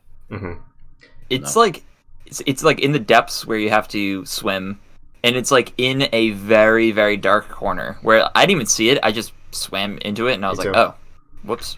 Cool. Yeah, because I explored that underwater thing earlier than I was supposed to, I think, because I just wanted to make sure I wasn't missing anything, and then I stumbled into the night vision goggles, and then I got Stillman's body popped out at me. Yeah. And I'm sure that happened for you guys also, because we have to go through that room, but it happened to me early, and I was like, oh, whoa, surprising. Did okay. it trigger a cutscene early, Christian? Like the did it cut to that Stillman camera, or I opened the or was door, it just floating there? Okay, and he just floated out, and Raiden jumped, and then I think that was it. Okay, all right. So I hate the underwater section with a passion. I hate it. Really? I hate it. I think I need to look into my settings. Is there a way to re-invert the controls to be normal underwater? I don't know. Which I'm just like, I doubt it. Like I'd be shocked if you could. That's been throwing me off. Okay, I don't. Nah. Down is down, and up is up. I don't know what to tell you people. That's it. I don't like. You got to go up to go down. No. It's not working for me. No. Stick in the back of the head, Kevin. Yep. Yeah, and I get that it works like that in real physics, but it's using a tripod. That's what you got. Just think of it that way. Wait, what? Use a tripod. If you're using a tripod and you're holding the grip and you push up, the camera goes down. Yeah. Like I get the whole like stick in the back of the head thing, and that whole notion, but nah.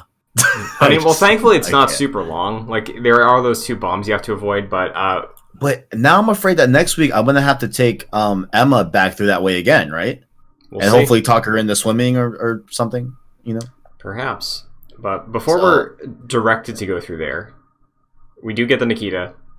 I'm assuming since Jack, you and I had the night vision goggles, we used the this might have also been Omar, one of the phone calls I got. They were like, hey, go in the dark room with your night vision goggles and you'll have a much easier time of blowing up this reactor that the president is standing in front of.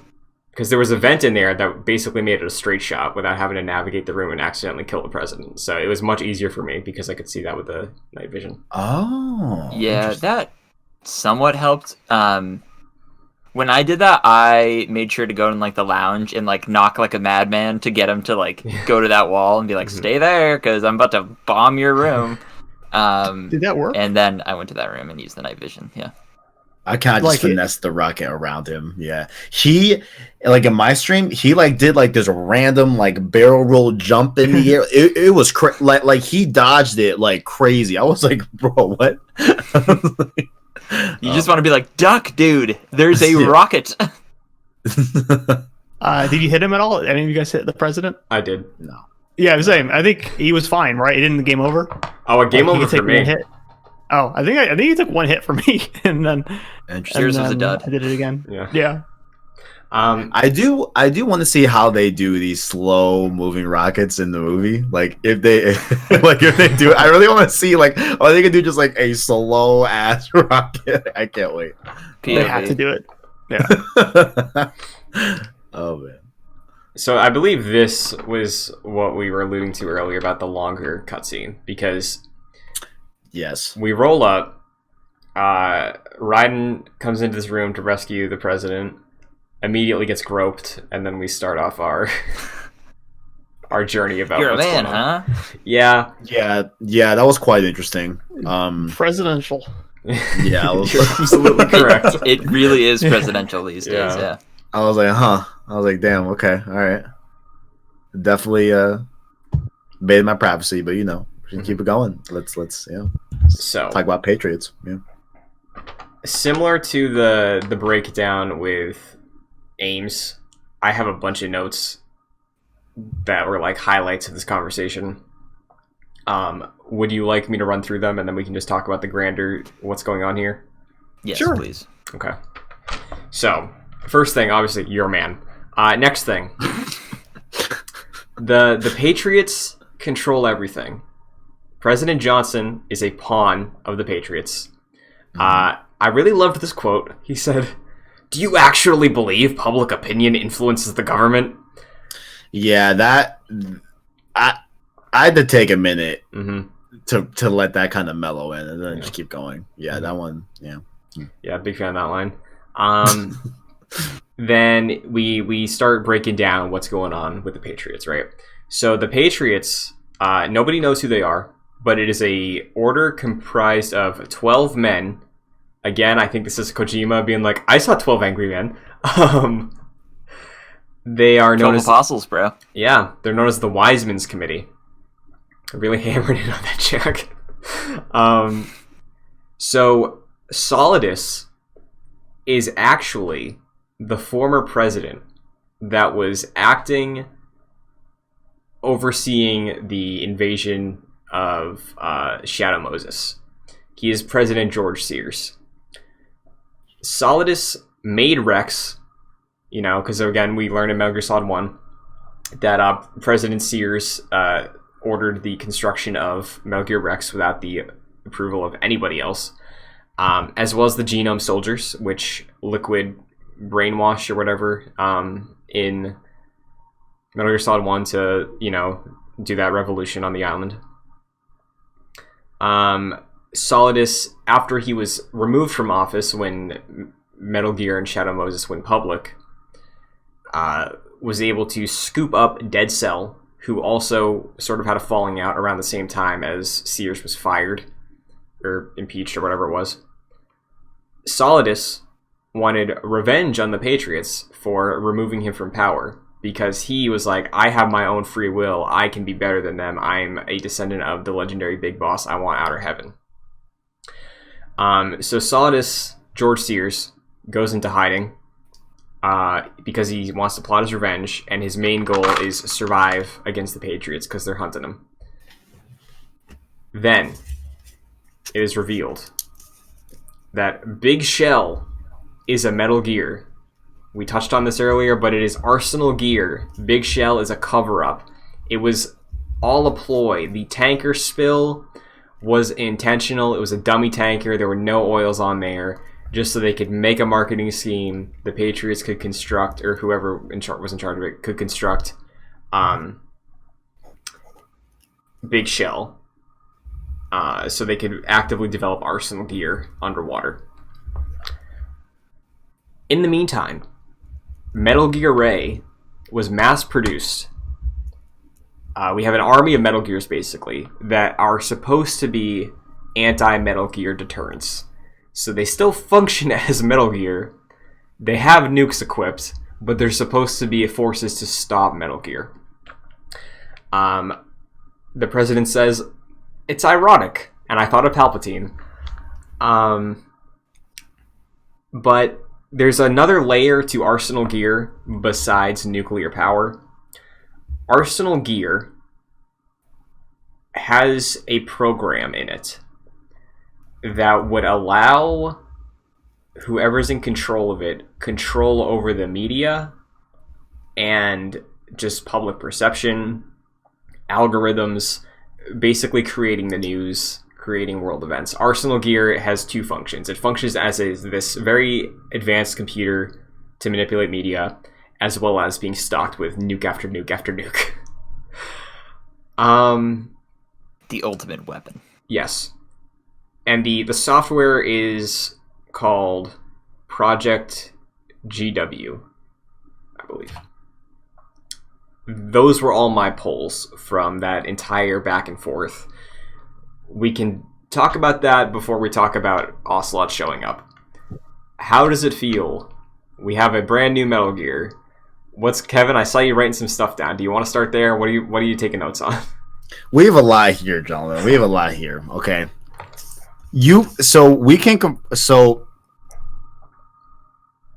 Solidus Snake, former president. Yes, Mr. President from the post credits. Right. Exactly. Mr. President. Yeah. Also looks like Snake, and also looks like Liquid. Is that correct? I think, Christian, the biology major that you were talking about recessive genes and whatnot. I think he doesn't look like those two because he has a different type of gene. But he is like the best of them all, right? He looks like him. He looks like Snake. He definitely looks like Snake, just older.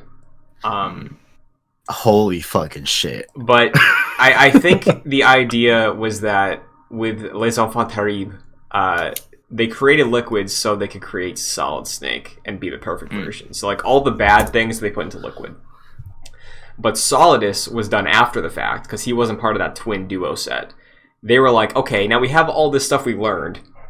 Now we're going to do another one that can just be the best of everything. The true, like, actual one-to-one clone of Big Boss, essentially. Like, I think it's implied that Solid Snake looks exactly like Big Boss because that's the genes that Liquid was talking about.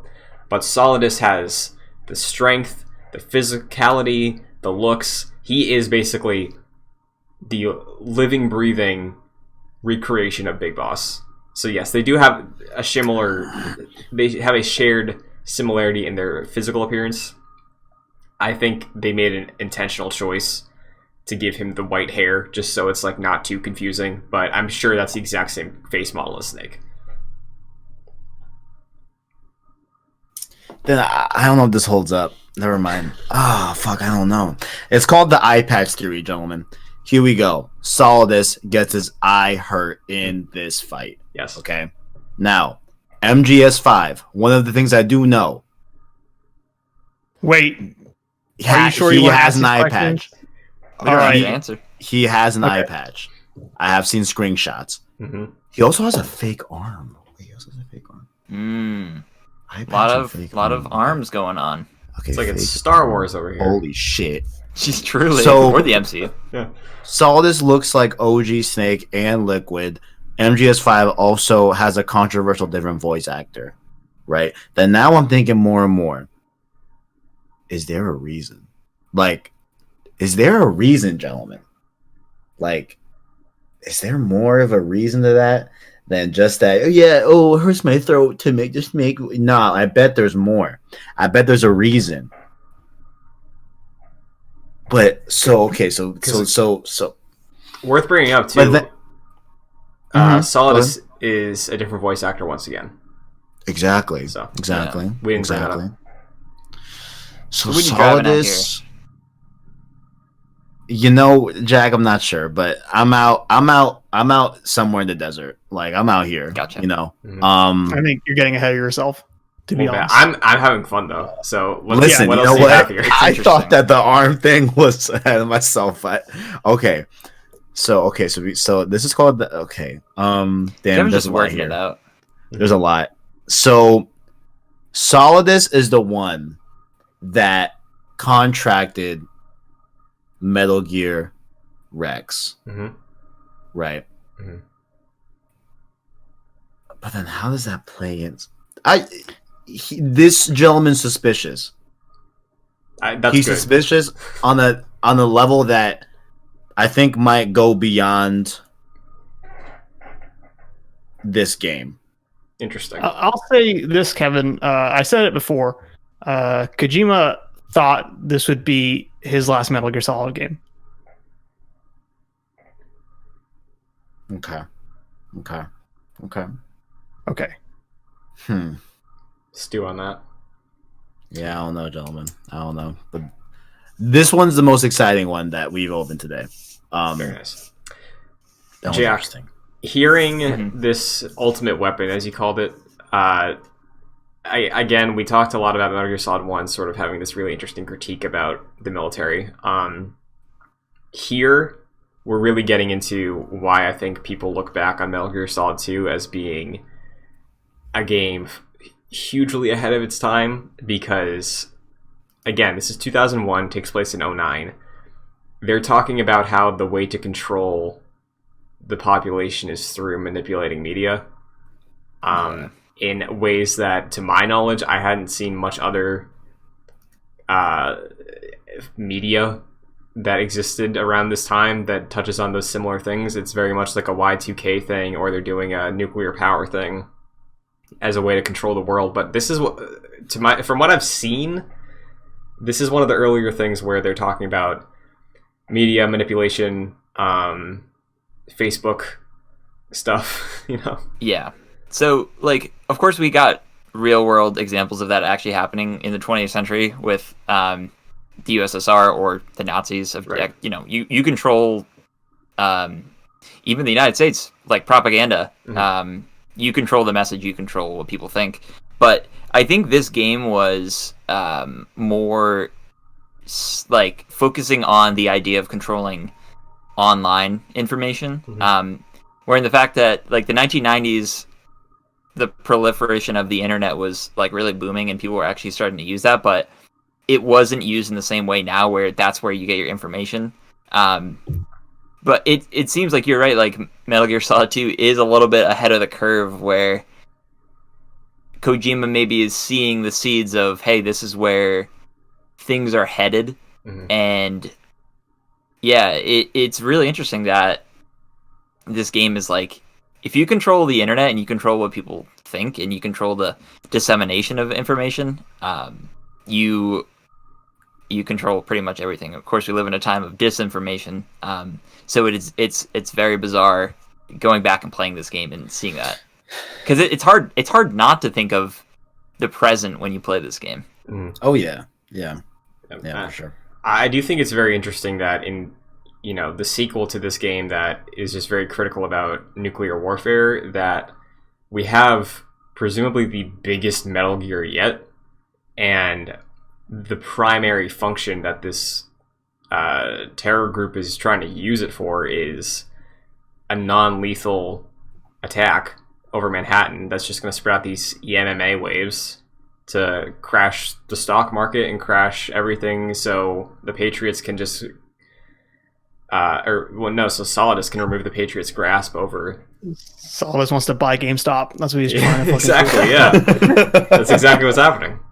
So I do think it's interesting, though, that we are doing such a drastic shift. We're kind of, again, messing with expectations of like, oh, it's not about nuclear warfare now. It's about using nukes for something they're not intended for, to just like disrupt the internet and take control over the internet and take it away from who is in charge for their own means. I heard something. Mm-hmm. Did I interrupt you? I'm sorry. No, I was done.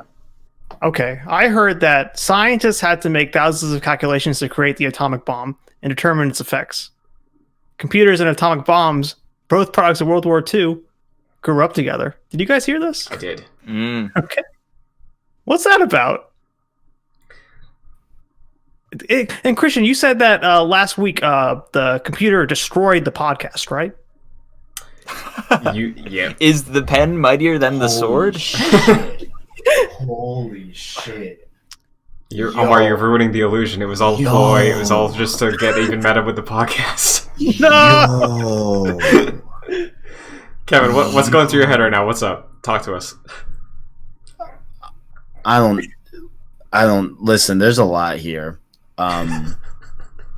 This game's fucking awesome. Yeah. I just have a lot. Guys. I have thoughts of, like, I don't know, like, really which thread is gonna be a coherent, like, okay, like, boom, bow, there you go, you know. But I do find it very, like, unsettling, you know, like how just the way they talk about information and like the way they control it and everything. And like it's interesting how Arsenal gear is gonna facilitate both of those things. Like not only like it's gonna or like has the ability to control information, which thus controls the public opinion, right? And then also from like a physical standpoint, like bring about outer heaven, you know, right? I just think like both those things are like super interesting. And like, correct me if I'm wrong, right? So like, and also like I think like it was cool how Sears was talking about like, you know, his main like motivations to working with the terrorist was to establish more control, which is like, okay, yeah, like that's gotcha. But also how, you know, he wanted to be within the Patriots, and then he was told like essentially like, you know, pawns don't become players, you know. And I felt like that was like a really interesting thing, like that I think low-key ties into like the current GameStop stuff where, you know, all of a sudden like when a quote-unquote pawn, you know, does player moves, all of a sudden that's the worst thing in the world from the players' perspectives. You know what I'm saying? Like stuff like that. So I find all that very interesting, but yeah, I don't know. Interesting Kevin, stuff. Yes. You just said that you found some of this unnerving in a way. Oh yeah. Yeah. I think that hits the nail on the head for me too. I feel like this game, or Kojima when he wants to, this game really feels like a horror thing sometimes to me. Yeah. Like, I mean, I agree with you, Omar, because like I think I might have said this maybe to you one time. Like, I feel like there's a very understated level of horror throughout this entire series. Just in the way that it is so ridiculous, but the thing is, it's like real in certain aspects, right? And like when it does get real, it doesn't stand out. It's like, oh, there's all this ridiculous shit going on, but then there's this thing that's like, oh wait, no, that's like a real thing, and then like you don't question it because it's in that world, and then you're like, wait, if that's real in that world and it's real in this, like that's just creepy. And I think it persists through all of these, but here specifically, you're right.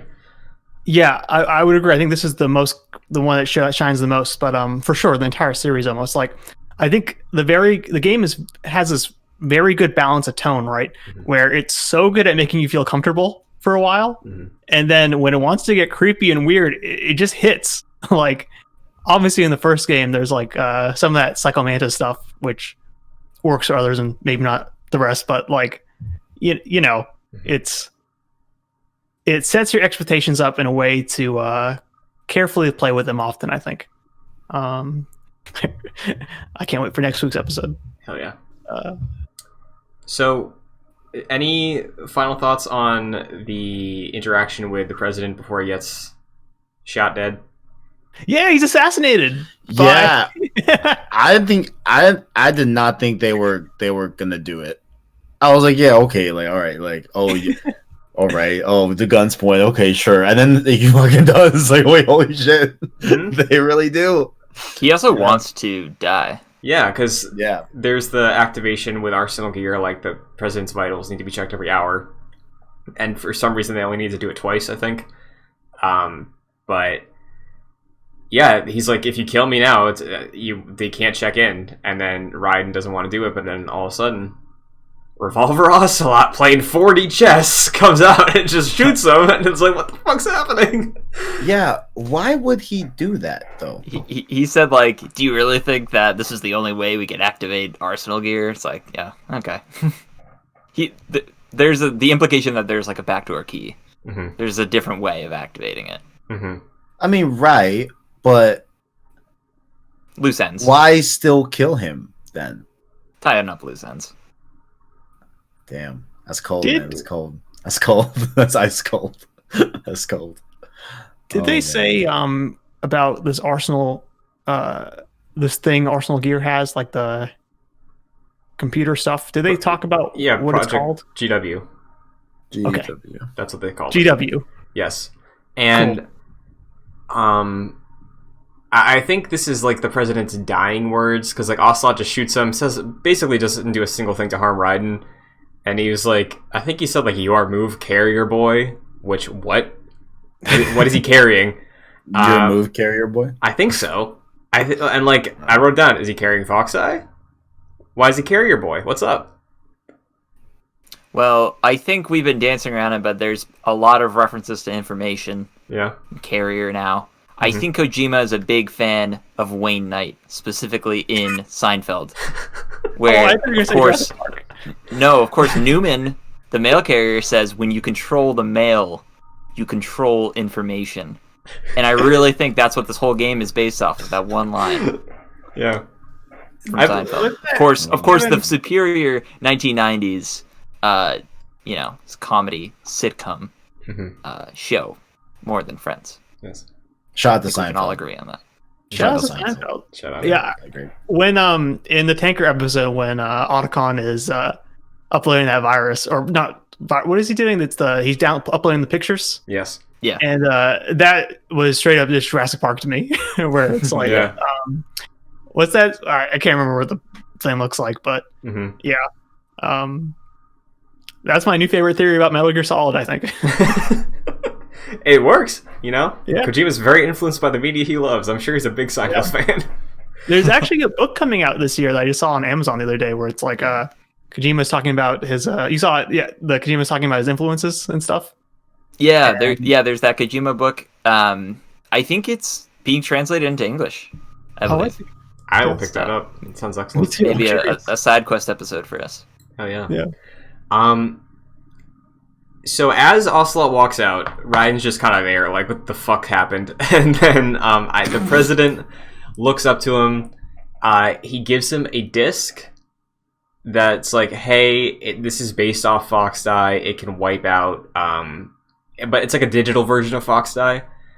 For some reason, they're calling it the same thing, but the intent here, rather than being programmed biologically to kill things, it's a computer program that can kill Project GW and preventing Solidus from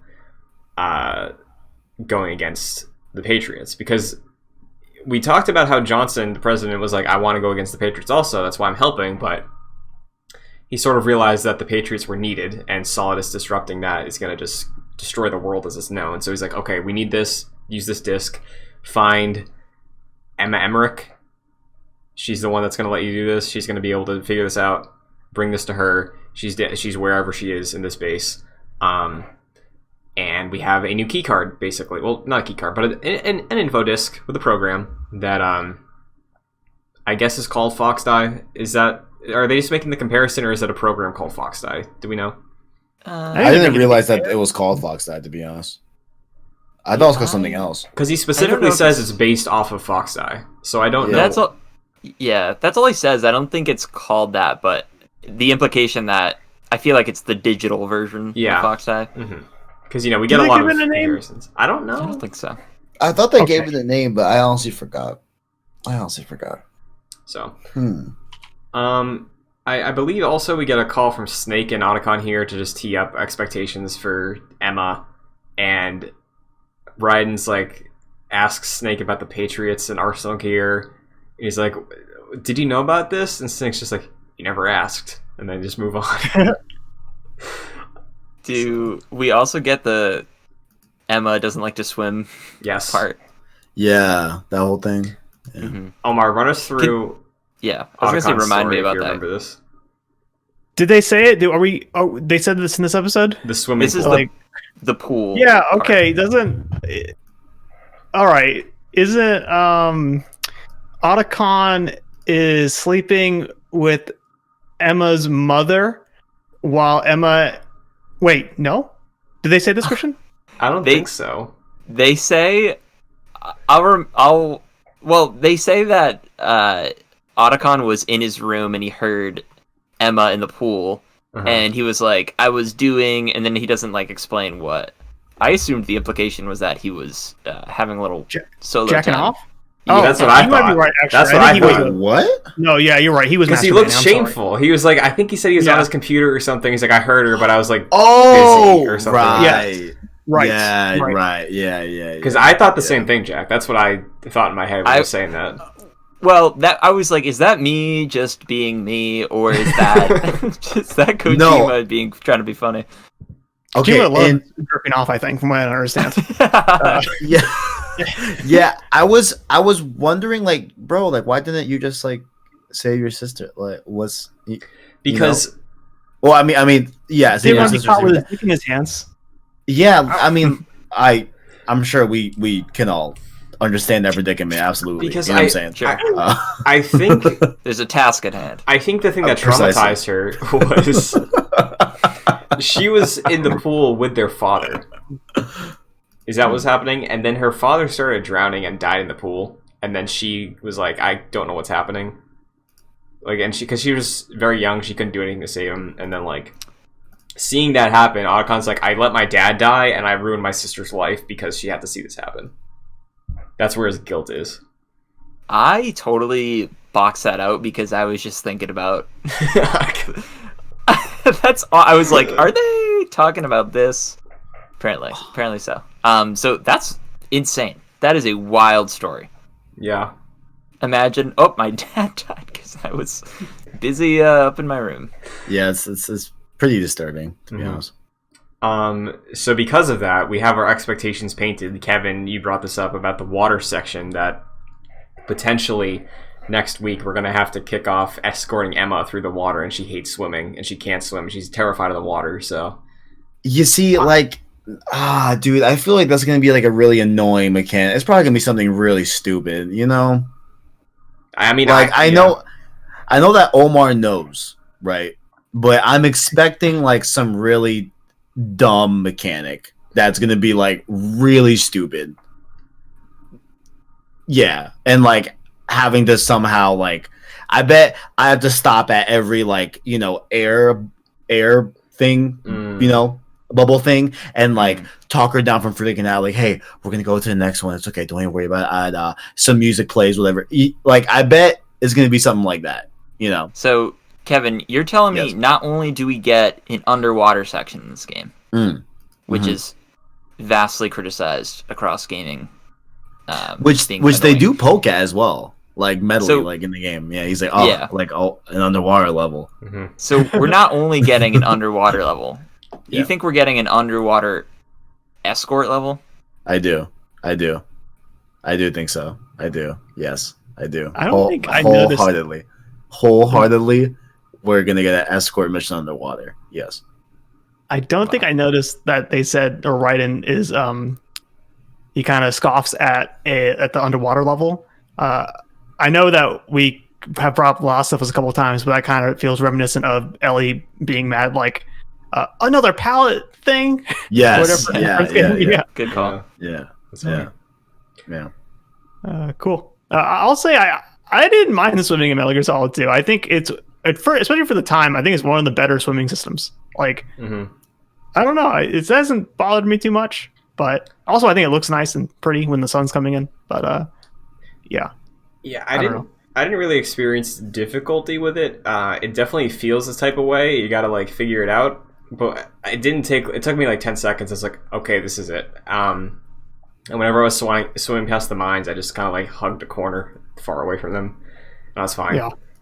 But we get through that. We're looking pretty tepidly next week about that room again. But before we do any of that, we have to face off against Vamp in this. I don't know why I thought you were about to roll into an ad read. No idea why. Before we get to that, let's talk to our sponsors. So we got sponsor us. Yeah. We gotta fight Vamp in maybe like one of my favorite rooms so far. Just like science-wise, he's like, the water is so dense that if you step on this, you're never gonna be able to swim up or something like that. Like, it's so weird, and I love it. Yeah. Yeah. So this vamp fight. Let's talk about it. I want to know if this lived up to Kevin's very high expectations of Vamp, because I remember you were pretty stoked about the possibility of fighting Vamp. Yeah, it's not a bad boss fight. I do wish it was a little bit more. I do wish it was like a little more like just something else. Mm-hmm. I don't know. Like again, yeah, like it's not bad, but like you're just shooting at him, which like originally I thought, because I was picking up like, so there was a room in like the F warehouse where I got like a ton of C4. I was like, okay, like I'm probably gonna have to blow Vamp up, like okay, like that, because as far as I'm aware, the bullets don't work. Right? He clearly, yeah, like he was knocked out for a little bit, but like he lived, from having a bullet go through his head, right? Mm-hmm. And it's still there. So I was thinking, okay, like that's maybe the game's way of telling me, okay, bullets aren't gonna work, but then they do, and it's just like essentially just dodge his like knives or whatever, and wait till he comes out of the water, pretty much, and just spray, Yeah, it's definitely strange because they do make it a big point to be like, hey, the bullet clearly, like, I think Jack in our last episode he compared him to Logan with his like powers, right? Yeah.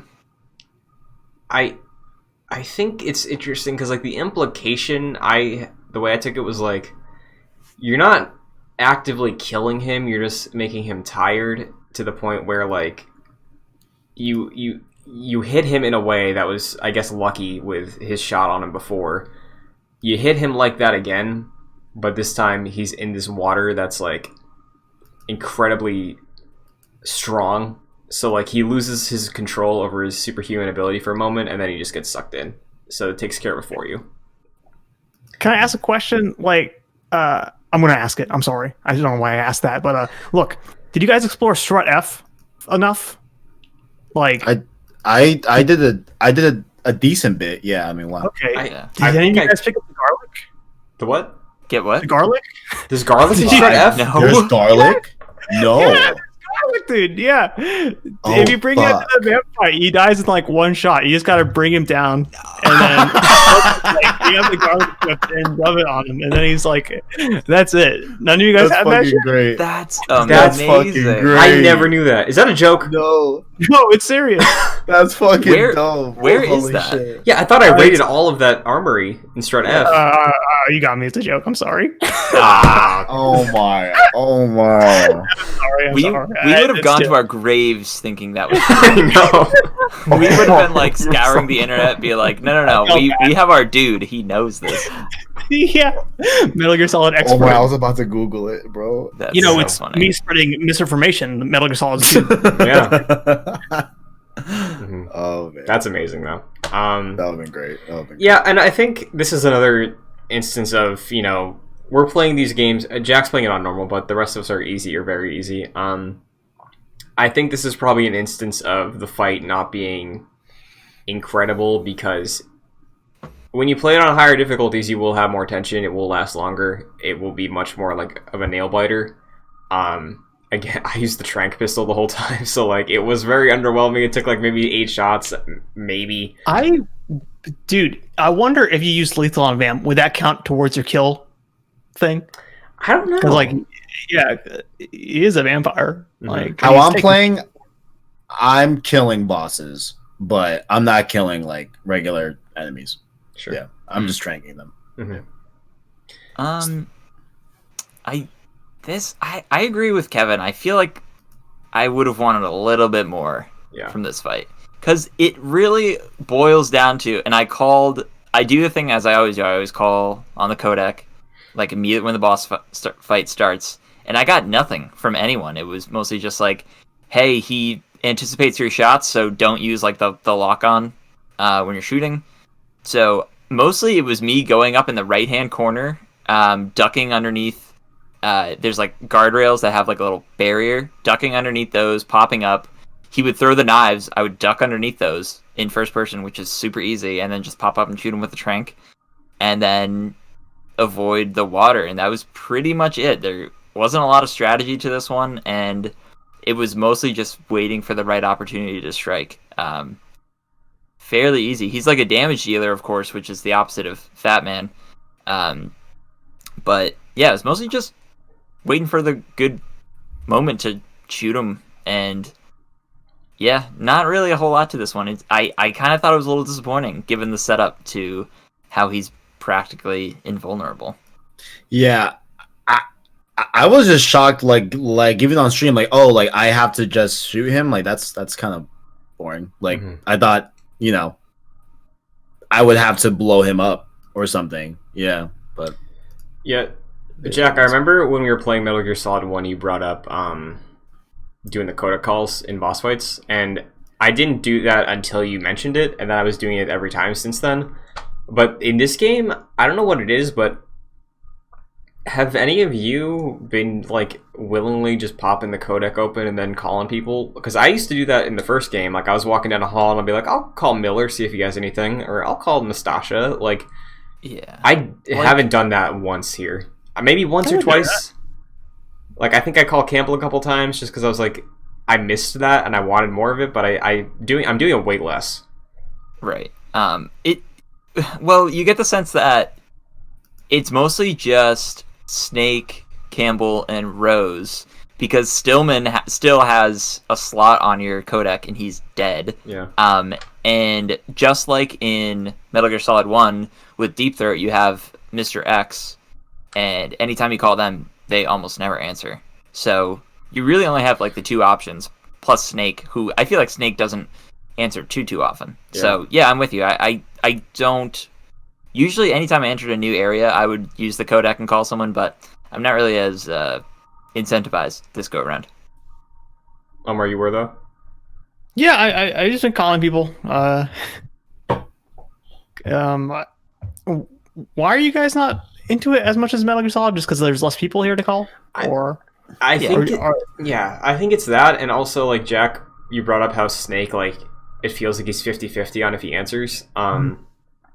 And like I feel like every time I call Campbell, he's just like reiterating what the mission objective is at the moment. Like I never get any like fun thing from him, and then my only other option is like I can call Rose, but I'd have to save, and I don't need to save right now. So sure. I don't know. Yeah. I don't know. I just find myself not calling anyone, like unless I'm stuck. Then I'll give a call to Campbell or whatever. But I think it probably does partially like have to do with like you just have less people to call in general in MGS2, so probably that's a bit of a reason why. But I don't know. And I feel like they're calling me all the time, so it's like, yo, I don't even want to really call you, honestly. Like you're calling me so much, it's like I'd be shocked if you had anything else to say to me, to be honest. Since you call me every other like 3 minutes, That's an excellent point. Yeah. It's just weird because I know in the first game it was such a cool feature that I was doing constantly, but now I feel like I don't need to do that because I don't think I'm missing anything, but I feel like I should be missing stuff because I'm not. It's like a weird. I don't know what to do about it, but. So that's the end of the Vamp fight. He gets drowned by Vamp. Probably not coming back from that. That's a pretty dire situation to be in. It's in that dense water. Yeah, the water has no buoyancy. Yeah, and it turns red too with like the blood. Even after you trank him. Yeah. Yeah. And that's where we save. So Emma's in the next room, in the locker room. Next week we're gonna be picking up with her there. So I guess that's the end of the episode. We can do our normal run through, final thoughts on this week, predictions for next week, because next week we're finishing the game. Next week's the end of Metal Gear Solid 2. I'm excited. We'll do final thoughts on this week, predictions for the finale, and plugging what we want to plug. Jack, you're the birthday boy. Go ahead. What's up? I am the birthday boy. Thank you. So obviously, without spoiling, I know where we're going with this game. I'm realizing I'm forgetting how we get there. Mm-hmm. So I feel like we get most of everything that we need to know going into the finale. Obviously, I don't remember how we get to that point, but I'm really, really invested in to see how we get there. I think all of my qualms with the game in the first and second episodes of this have largely disappeared. I think I was annoyed with dying so much in the initial part of this game, but I think that's kind of a mechanic of this game. Like, it's almost like pointing fun at you and having a laugh with the player. So I've kind of expected that at this point, and some of my gameplay issues have been ironed out where everything's just sort of smooth at this point, now that you're accruing all this weaponry. Yeah, as for story stuff, looking forward to that. You can follow me on social media, however, at Fascinated Jack. Christian and I will be reviewing, and it will have already gone up, the finale of WandaVision, which you can check that out at Excelsior on Joyclicks. Very nice. Omar, since you already beat the game, I guess final thoughts on the portion we discussed today, and as spoiler-free as you can. If you can't, no worries. What you're excited to, like, maybe hear about next week from us, I guess. Okay, I'll say I love Metal Gear Solid 2. I don't think I've said this before because I didn't want to set people's expectations, but we're getting into it now, and I just want to say it. This is my favorite video game of all time. This really what is. The fuck? What the fuck? Yeah, and shit. A large part of that will be revealed next week, I think. But I'm really looking forward to seeing what you guys think of it. Or you specifically, Kevin. I'm gonna watch your stream that day you do it. So I'm gonna be there the whole time. I'm very excited. Very excited. Yeah, and I hope me by saying that isn't adjusting expectations wrong, but I just wanted to been on my chest. I love this game. I really do. It's been a real pleasure being here for Metal Gear Solid 2. I will say that. I have a Twitch channel. Ohm is a chef. I play Genshin Impact now. I blow thousands of dollars every week on that game. That's it. Yeah. Thank you for the plug. Very nice. Kevin. Beautiful. Yes. You're going into this with only the knowledge that you've gained from playing this game at this point. Final thoughts on the journey of Metal Gear Solid 2 so far. What you're expecting for the finale. Maybe things that won't get answered, maybe things that will get answered, and of course, all your content. It's been interesting, right? Like this, like I'm at a point where it's like I just want to see what goes down, because I feel like it's gonna be what I'm expecting is like some big like flip. Like some massive like, because I'm trying to think like from, I guess like there is that in like MGS1 where like you play MGS1 and like there are certain things that you see clearer the second time, I bet, and that's probably with like a lot of games, honestly. But I think there's going to be a big one in this game. I'm also interested to see like, okay, do we fight both Arsenal Gear and Metal Gear Ray? Do we just fight Metal Gear Ray? I'm interested to know that. Like what is going to be the big boss fight? Is it Solidus? Is it Solidus controlling like either one of the two?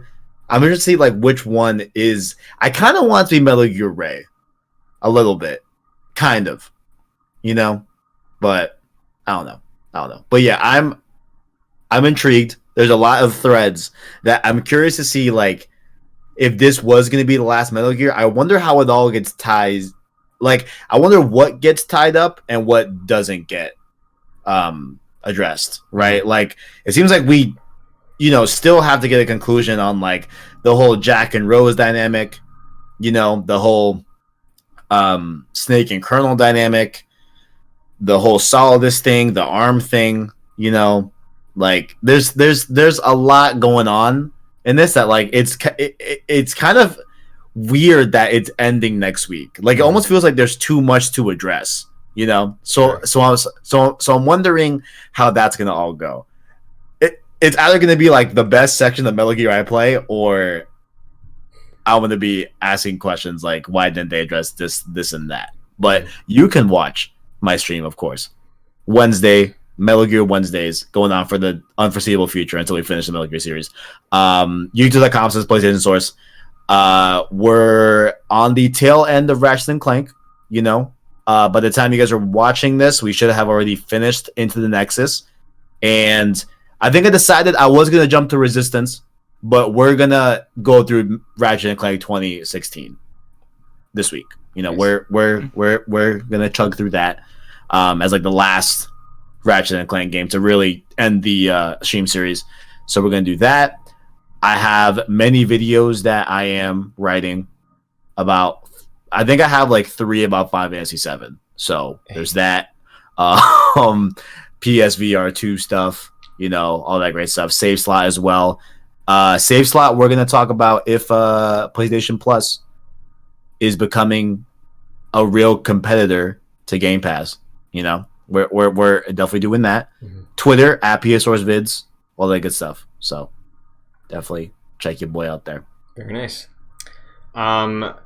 So for this week, I had a great time playing this game this week, and I played it earlier than I normally do, and I honestly considered maybe just making a new save and then just playing even more of it, because I just am having a fantastic time playing this game and experiencing all it has to offer. So I'm having a great time with it. I have a feeling where it's going to end up in my my rankings moving forward, just because I've only played it once before, and I'm giving it more time to breathe now, because when I played it before, I think I said this many times in the show, but I played the entire series in like a week before 5 came out, just so I was there.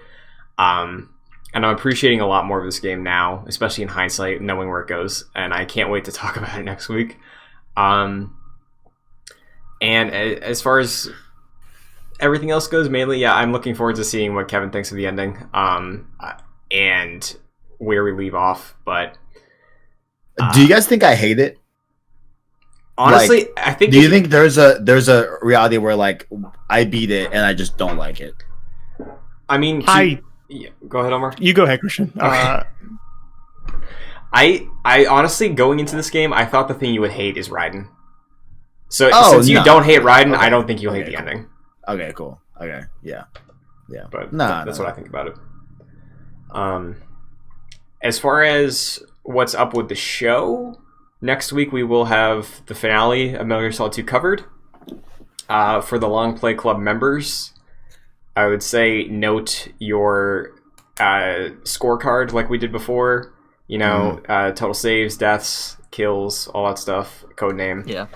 Take a picture or a screenshot or something. Yeah, for the next chapter, all of the next game, we will have new code names.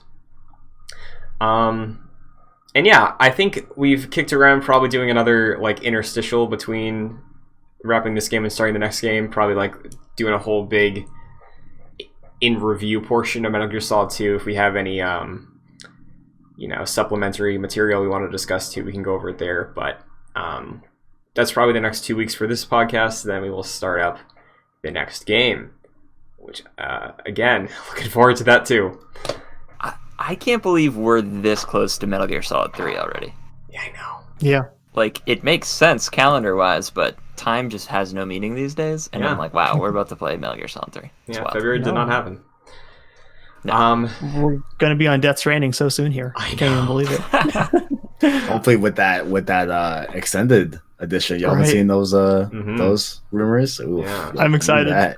Give me that. Whoa, hold on, What's guys. Death up? Stranding, Newman Simulator confirmed. Oh, shit. The postman, right? Like, Yep. Seriously. I just put that together. And as far as all my stuff goes, Twitter, Twitch, TikTok, Chun2D2, you can follow me there. This show is available on youtube.com/joyclicks if you want the video version, and it's also on Apple Podcasts and Spotify, because it is a longer podcast, and if you just want to listen, you can check it out on those services and any podcast service of your choice. If you can rate or review the show on that platform, it'd be greatly appreciated, because it helps us out. And if you enjoy what you hear, 5 stars, just a quick tap. I will say though, you are missing out on that video version for the odd skit with Otacon showing up there, Perry making a good cameo. So that's how you can consume the show. And yeah, thanks for following along. If you want to get involved further, patreon.com/joyclicks, $1 to $5 tiers. $5 is producer credit like Chris Sakis and Aaron Easton. So thank you. And until next week, Omar, because we lost the episode, I would love it if you just reiterated your Fat Man quote this week. Okay. All right. It might not be as good as before, so please don't be disappointed in me, but I'm going to give it my best. Laugh and grow fat.